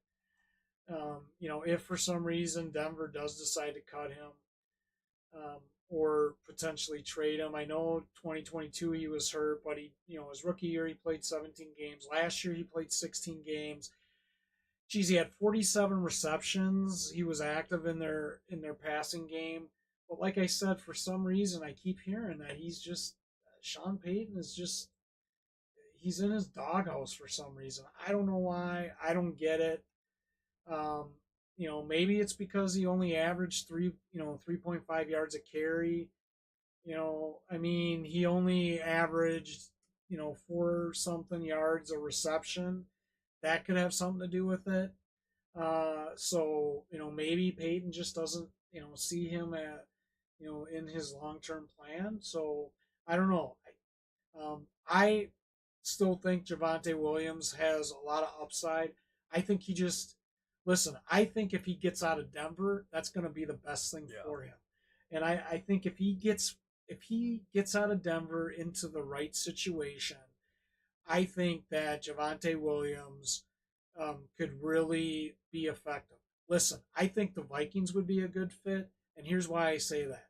I think Javante Williams would only make Ty Chandler better. I think that he would definitely come in as the number two running back behind John Jones. Jones.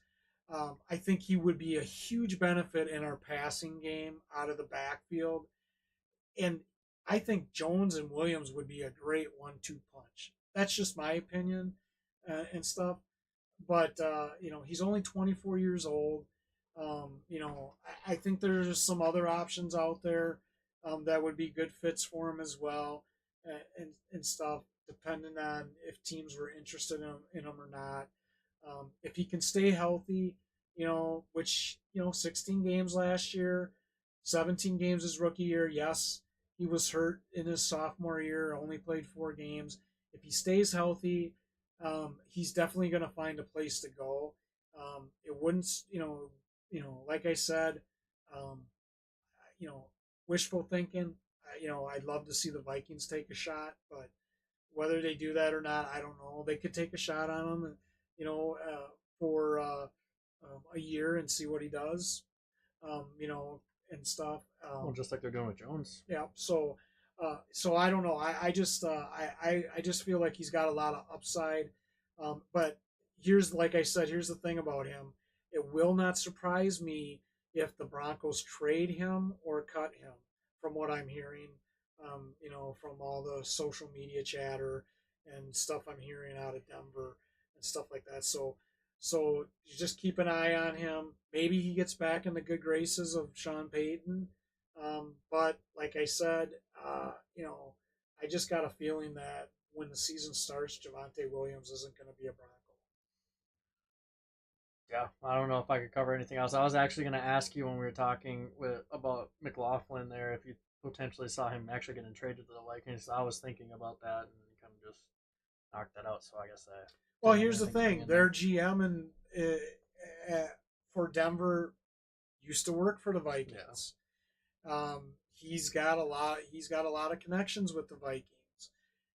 It wouldn't surprise me if the Vikings, want to bring somebody else in at the right price. Maybe Williams is the guy. Yeah, and He's still under his rookie contract. yeah, and we've talked about how the Vikings need to get some depth at running back because obviously we're both Vikings fans, but um, they need to do something at running back, and I could totally see that happening. And he hasn't really shined at all, so they could get him for cheap as well. So, or they're trading away. I don't know who they trade away, but Oh, they could trade away Lewis Seen. There's talk about Lewis Seen. They could trade away Andrew Booth Jr. I don't know if they'll do that now because of their cornerback injuries that they had. But I still think that Andrew Booth Jr. is a potential cut candidate for the Vikings. I could see them trading a lower round draft pick. Um, you know, I could see them trading maybe a higher draft pick in 2026. I don't know yeah, that they they're could gonna. do something. I think that there's options out there depending on the needs of the Broncos and stuff. I think it just all depends on what Quasey and the Vikings are Yeah, thinking. and like But you but I said, think there's other teams that could be out there interested in him as well. I mean, there's a lot of teams that yeah, could use an extra running back. and like you said, they could trade him for Blue Jr. My thought is maybe the Vikings will sign like two guys in free agency to cornerback, and if they ended up trading for Williams, they could actually afford to trade away Booth or Scene even at that. But I don't know. Time will only tell. We'll kind of see Right. how it goes. And we still got what, a month and a half until the season starts, so you never know.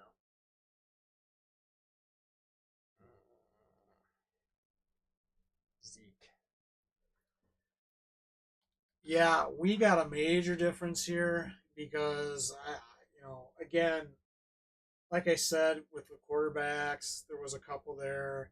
I think there was a day Wiggs was smoking some really good stuff, and he just threw random guys in certain places. I'm sorry, I'm not high on Zeke. Zeke's 29. I don't think Zeke showed anything last year um, in regards to being the guy with New England. I think he was splitting with Stevenson last year until he got hurt. He only was rushing. He rushed for less than 3.5 yards a carry. He had three rushing TDs and two receiving TDs last year. I really think that this was Jerry Jones saying, "Hey Zeke, we don't have a lot of capital here in free agency. We want you back here as a Cowboy, and I until Zeke can prove me wrong, I'm not high on him this year. I think he's a huge risk. I just don't. I think he's lost a step. He's not the same running back as he used to be. I mean, personally, I'd rather have seen the Cowboys sign Dalvin Cook. Um, but he's got history with the Cowboys because obviously he played. Out of his 8 years, he played seven of them there with the Cowboys. I just don't see Zeke having a big year. I think they're gonna, because of his age, given his circumstances, given the Rico and Deuce Vaughn in their backfield. I see the Cowboys using a running back by committee approach like some of the other teams. And at any point, I could see if Zeke's not producing, I could see him being leapfrogged by Rico or even Deuce Vaughn. See, I'm on the completely other side of the spectrum here. I think Zeke is like one of the top sleepers in the draft. That is my little hot take right here. I think he's going to be a sleeper this year. I think coming back to Dallas is just going to be great for him. He's not going to have to worry about being a backup to Stevenson like he was there in New England. And nothing against New England, their offense just was not good last year. So I don't even knock Zeke for only rushing for 640 yards on 180 carries, and he still did his part in the passing game. He had 50 receptions. Like, yes, it was only for 313 yards, but again, Patriots, like, they just have not been the same since losing Brady. So to me, I think Zeke's gonna bounce back this year. I think it won't be like a crazy number. I could see him probably being around like 850 rushing and probably like a good 400 receiving, but I think his touchdowns will be there because I think he'll be the running back in the red zone, getting the ball, and at the end of the day, touchdowns really is what matters. So Well, again, that was some really good stuff you were smoking. But And I am holding to this. If he falls to me in whatever draft I'm in, he is going to be on my flipping team. So well, I hope he falls to you in our league. So good. I will gladly take him. Gladly.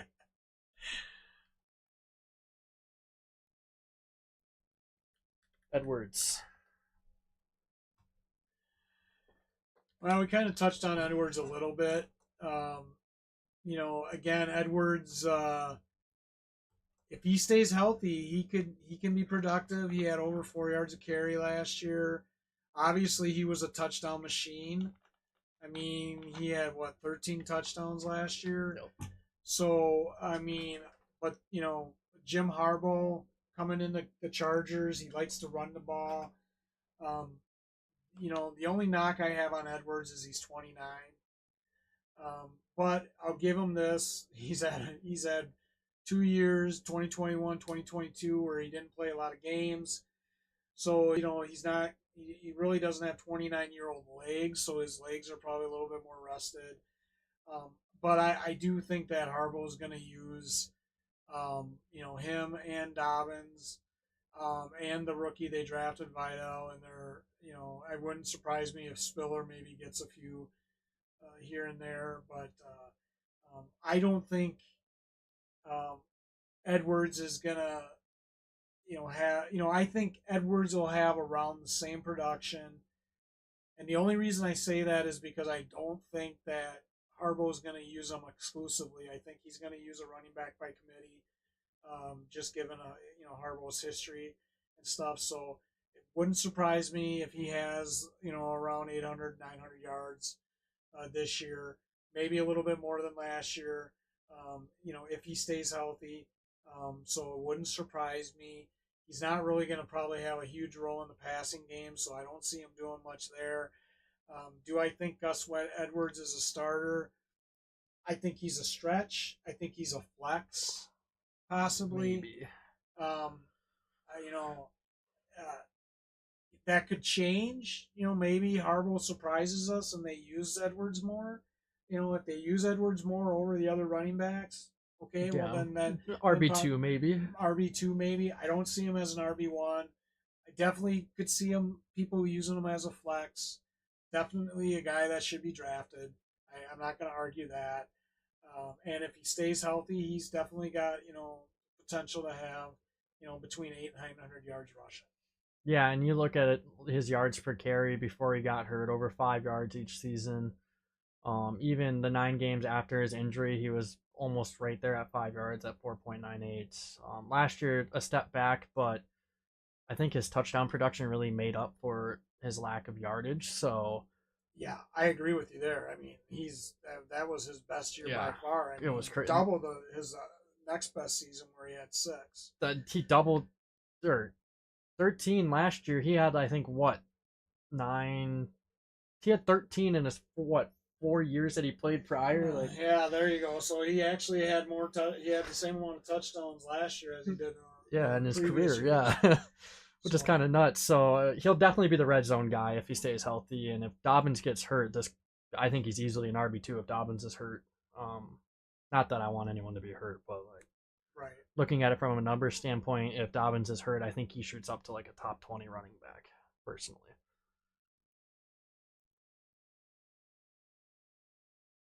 Devin Singletary of the Giants. So Wiggs and I were close on this one. Um, Listen, the reason I ranked him up here is because the Giants really don't have anybody. And they drafted a rookie. I do think the rookie highly of their rookie. Singletary, he played, outside of his rookie year, he's actually been pretty healthy. Last 3 years he played all 17 games. He's averaged over 4 yards, over 4.4 yards a carry, pretty much each season. He's active in the passing game. Um, so I don't know. He just doesn't score a lot of touchdowns. I don't think he's going to be a huge red zone guy and effective in the red zone. I think he's a between the 20 yard line, 20 yard line type of guy. Uh, and he's with the Giants. So, um, and I do think that the fact that they drafted a rookie, in Tyrone Tracy, you know, I think that they have every intention on probably, you know, using Tracy quite a bit as well. So I just don't um, I don't know that he's gonna have the same season as he did last year this year. Could he? Yes, I think he could. I think it all depends on what they see in Tracy. I think he's definitely going to be active at third downs. I think Singletary's a third down guy as well. I don't see him scoring a lot of touchdowns though, and so to me, he's a flex, possibly an RB2, depending on how he starts off the season. I don't see him as an RB1. That's just me. I think you're taking a huge risk if you're thinking Singletary is going to be an RB1. So, so I got he's in a plus plus he's in a really tough conference from a defensive perspective. I mean, he's going to be going against Washington twice, Dallas twice, the Eagles twice. I mean, all those teams got extremely good defenses. And then, to start off the season, he's going to be seeing the Vikings right away. which could be a good game for him. Week 3, he's going to be against, Cleveland. I'm not saying, against the Vikings, he could have a good game. But, with Brian Flores as their coordinator, you just don't know what you're going to get out of those guys. Cleveland's got an extraordinary defense. Then you got teams like, Chicago. I believe they play Green Bay this year as well. I think they play Detroit. Um, maybe not. Do they play Green Bay? No, they don't play Green. They don't play anyone else in our Oh division. wait, I'm sorry. I was looking. They play Minnesota, and it was Cincinnati. Cincinnati's. Yeah, so I think he's just gonna have a tough season. That's just me, and I think he's gonna be split reps with Tracy. Yeah, and his schedule, there was a point in me here like a few days ago. I'm like, he might actually have a decent year, and then I didn't look at their schedule. I'm looking at their schedule. Yeah, he could have a good game against Minnesota. He might be able to have a good game against Washington. Um, because me personally, I don't think the Washington defense is all that great. It's just a divisional game, so it's always going to be good. But then you got Cleveland, Dallas, Seattle might be a decent game, Cincinnati, Philadelphia.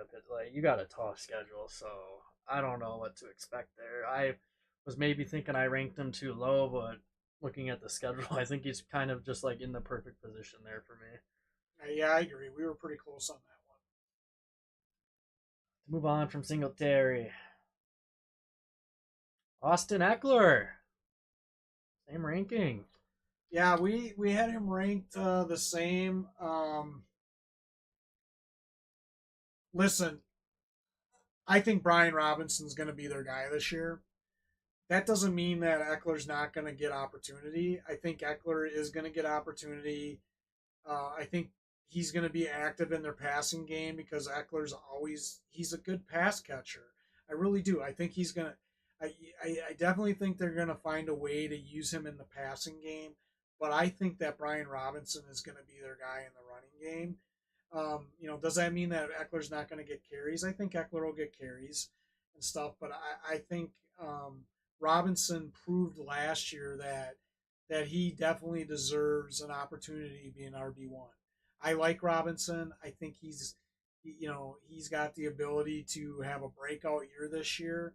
I think that Eckler behind him with his experience is only going to help Robinson because I think Eckler is going to be able to use some of his veteran presence to push Robinson to make him even better.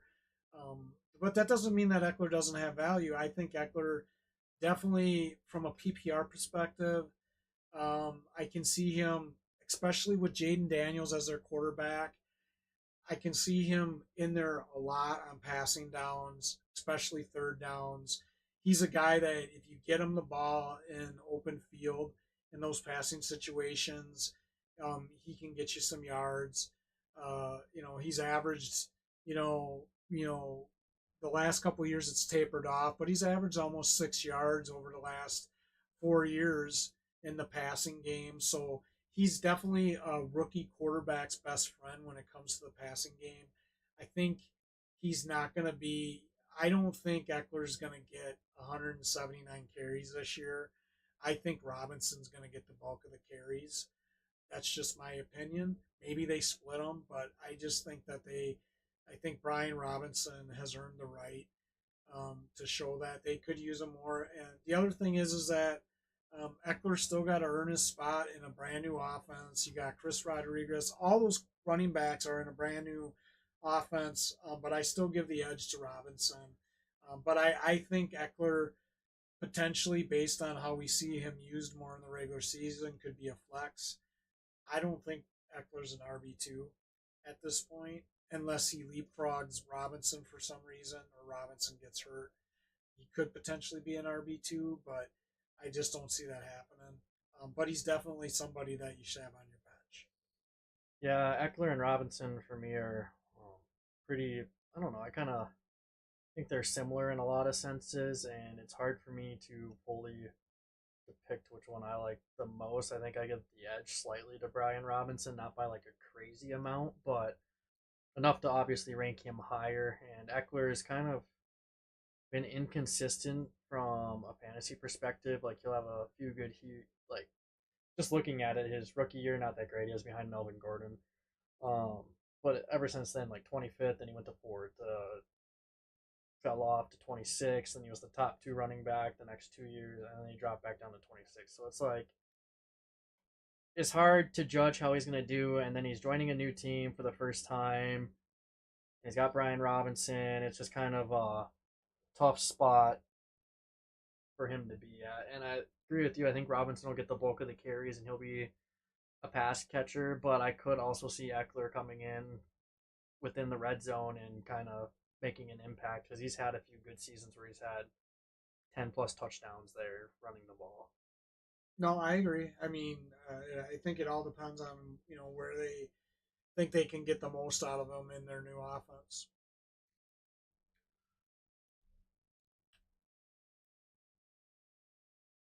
Taji Spears. Yeah, so Spears, he's another guy I was high on last year in his rookie year. Uh, I think that he played 17 games. He had almost 450 yards. He was playing behind King Henry, averaged 4.5 yards. He was a great change of pace guy. He was really active in their passing game. What he had 52 receptions.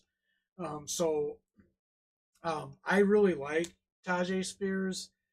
I think that listen, I said it last year, I believe, when we were talking. I do not believe Tony Pollard can be the guy. Do I think Tony Pollard's a really good running back? Yes. But it's in a situation where he's splitting with another running back. I think Tony Pollard is more effective in the running game when he's splitting with somebody. So I really think I could see Tennessee splitting 50, splitting even, alternating possessions with Pollard and Spears. Um, you know, just because I think you're not losing anything putting Spears out there over Pollard. You actually might be gaining a little bit more. So I think Spears has an opportunity. I definitely think he's going to have a better year than he did last year because King Henry's not there. Yeah, he's going to get more touches. He's going to get more touches. He's still going to be active in the passing game. His passing game production or receiving production might go down a little bit because Pollard good receiving running back is a good receiving running back as well. So either one of those guys are going to. I think both of their production in the receiving game could go down because I think they're equally going to be used because they're both really similar running backs. So I definitely see them splitting carries, and um, I I can see depending on how it shakes out and stuff. I can see them. I can see him as a flex option, um, and uh, you know, but possibly an RB2. But I think it all depends on where it fall, how it shakes out, and once we see, how they're going to use both of Yeah. those guys in the running game. Which I don't think we're going to get a good idea of that until we get closer to the season, I think or Spe- until we get into the yeah, season. until we get into it. But I think Spears and Pollard are going to put up similar numbers this year. I think they're going to rush for about the same amount of attempts. The yards will fluctuate a little bit. I think they'll be around the same yards. I think passing wise, I think they're both going to be split a little bit, maybe a little edge to Pollard, just because he's shown year in and year out that he is a really good receiving running back.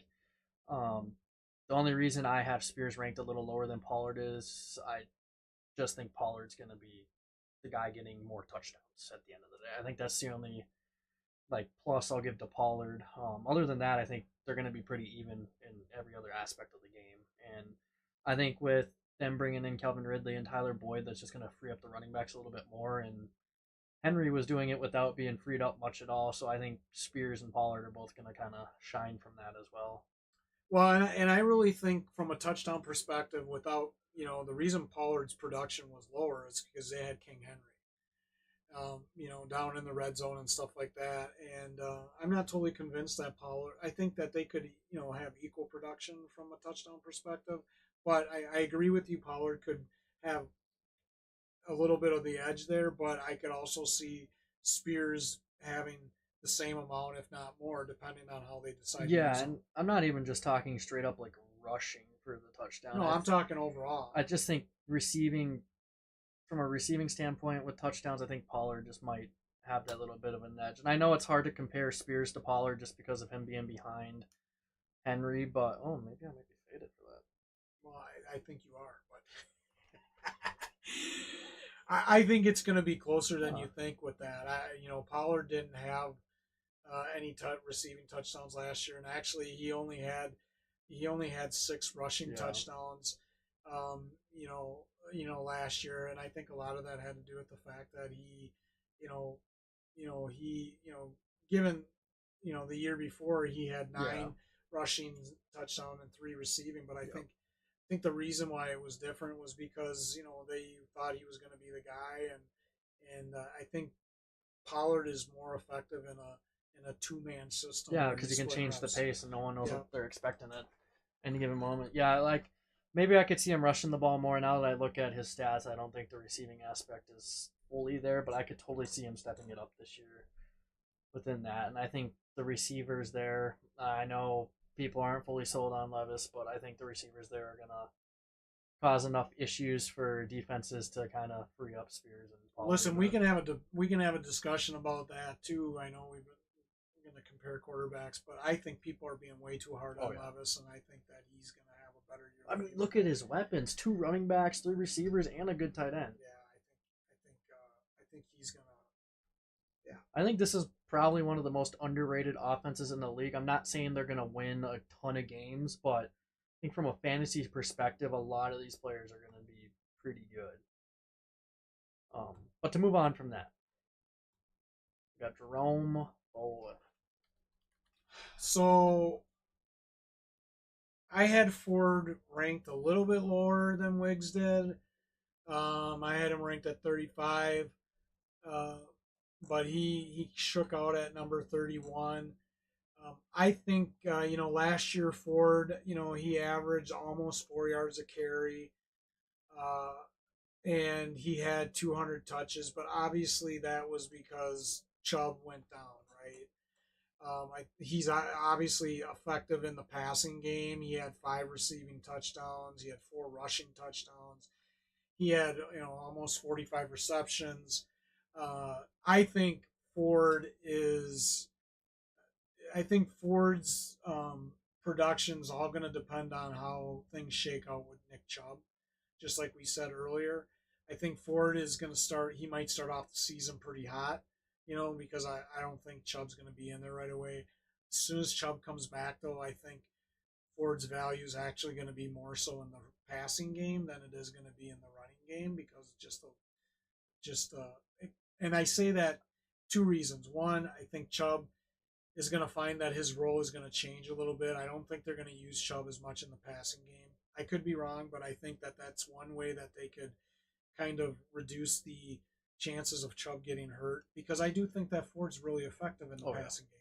So I think that given that, I think that Ford has an opportunity to really step up in the passing game. With Cleveland, he beat out Kareem Hunt, and Hunt last year, came in and he was okay, but Kareem only had 15 receptions last year, so Hunt was really the go-to guy for backs in the receiving. So from a PPR perspective, at the beginning of the year, um, I see Ford as a borderline RB2 flex guy. I can totally see why somebody might use him as an RB2 and stuff, but I see him, a borderline RB2 flex guy, definitely somebody that you need on your bench. And then once Chubb comes back, I think it all depends on when Chubb comes back and how they start using Chubb in regards to where Ford falls in the rankings from there. Yeah, I think Jerome Ford, like you said, depending on what Chubb does at the start of the year, Ford could have a really solid start to the year. But I even think when Chubb does come back, that Ford's going to be used quite a bit. And like going back to I think it was 2020 is the year I'm thinking when Kareem Hunt and Nick Chubb were both top running backs in the league. They're both top 10. Kareem Hunt was used a decent amount in that passing game, and he had a decent amount of receptions. But on top of that, like they ran the ball a lot. And Kareem Hunt like came in, ran the ball, and I just think we can kind of get that same production there from Jerome Ford. I think he kind of steps into that Kareem Hunt like backup type role, and then I think we see Foreman kind of vanish out after the start of the year. And even if Chubb comes in 4 to 6 games within the year, I think they could start to ease him in, and Ford could still get some decent like flex value within that time. But Yeah, and who knows? Maybe they reduce the amount of carries for Chubb too. yeah, and they've done that in the past. When you look at I guess that's the year he got hurt, but Chubb only had 190 in that 2020 year, and Kareem Hunt had 181. But that probably comes down to the injury there due to Chubb. But um, in that time though, Chubb really didn't get receiving touchdowns. Like yeah, he was utilized in the passing game a little bit, but I could totally see Jerome Ford taking on that passing role. Ford would kind of be like the Spears to Henry, to Chubb in a Yeah, sense. no, I agree. Well, that's the first part of our RB rankings. 31 through 60. We definitely will be jumping on again to finish up the RB rankings 1 through 30. We hope you guys tune in, check it out, find value in this. Like I've said before, please check out our YouTube channel, Fantasy Fools PPR. Subscribe, like, check out our videos. We're on, Snapchat, X, Instagram, TikTok. TikTok. So check us out on all the platforms. Obviously, the videos will be broken down. Wiggs has been doing a great job at that on the different platforms and stuff. If you just want to see a reduced video and you don't have time, we totally get it and stuff. But check us out on all the platforms. And like I said, we'll be doing another video to wrap up the rest of our RB rankings 1 through 30. Wiggs, anything you want Yeah, to keep add? checking out our YouTube shorts. Those have been doing pretty well these last few days with the rankings. So if you guys want a short breakdown where it's just literally a minute long, I upload the same video on YouTube Shorts and TikTok. If you guys just want to show some support on TikTok, play a video for a minute, that would be a massive help. But other than that, stay tuned for the videos. I do break these down into smaller, shorter videos for everyone to look at. So if you just want to look at 5 different spots in a 20-minute video, it makes it easy for you guys to view and all the fun stuff. But I think we're pretty good there. We could probably sign on off. All right, sounds good. Thanks.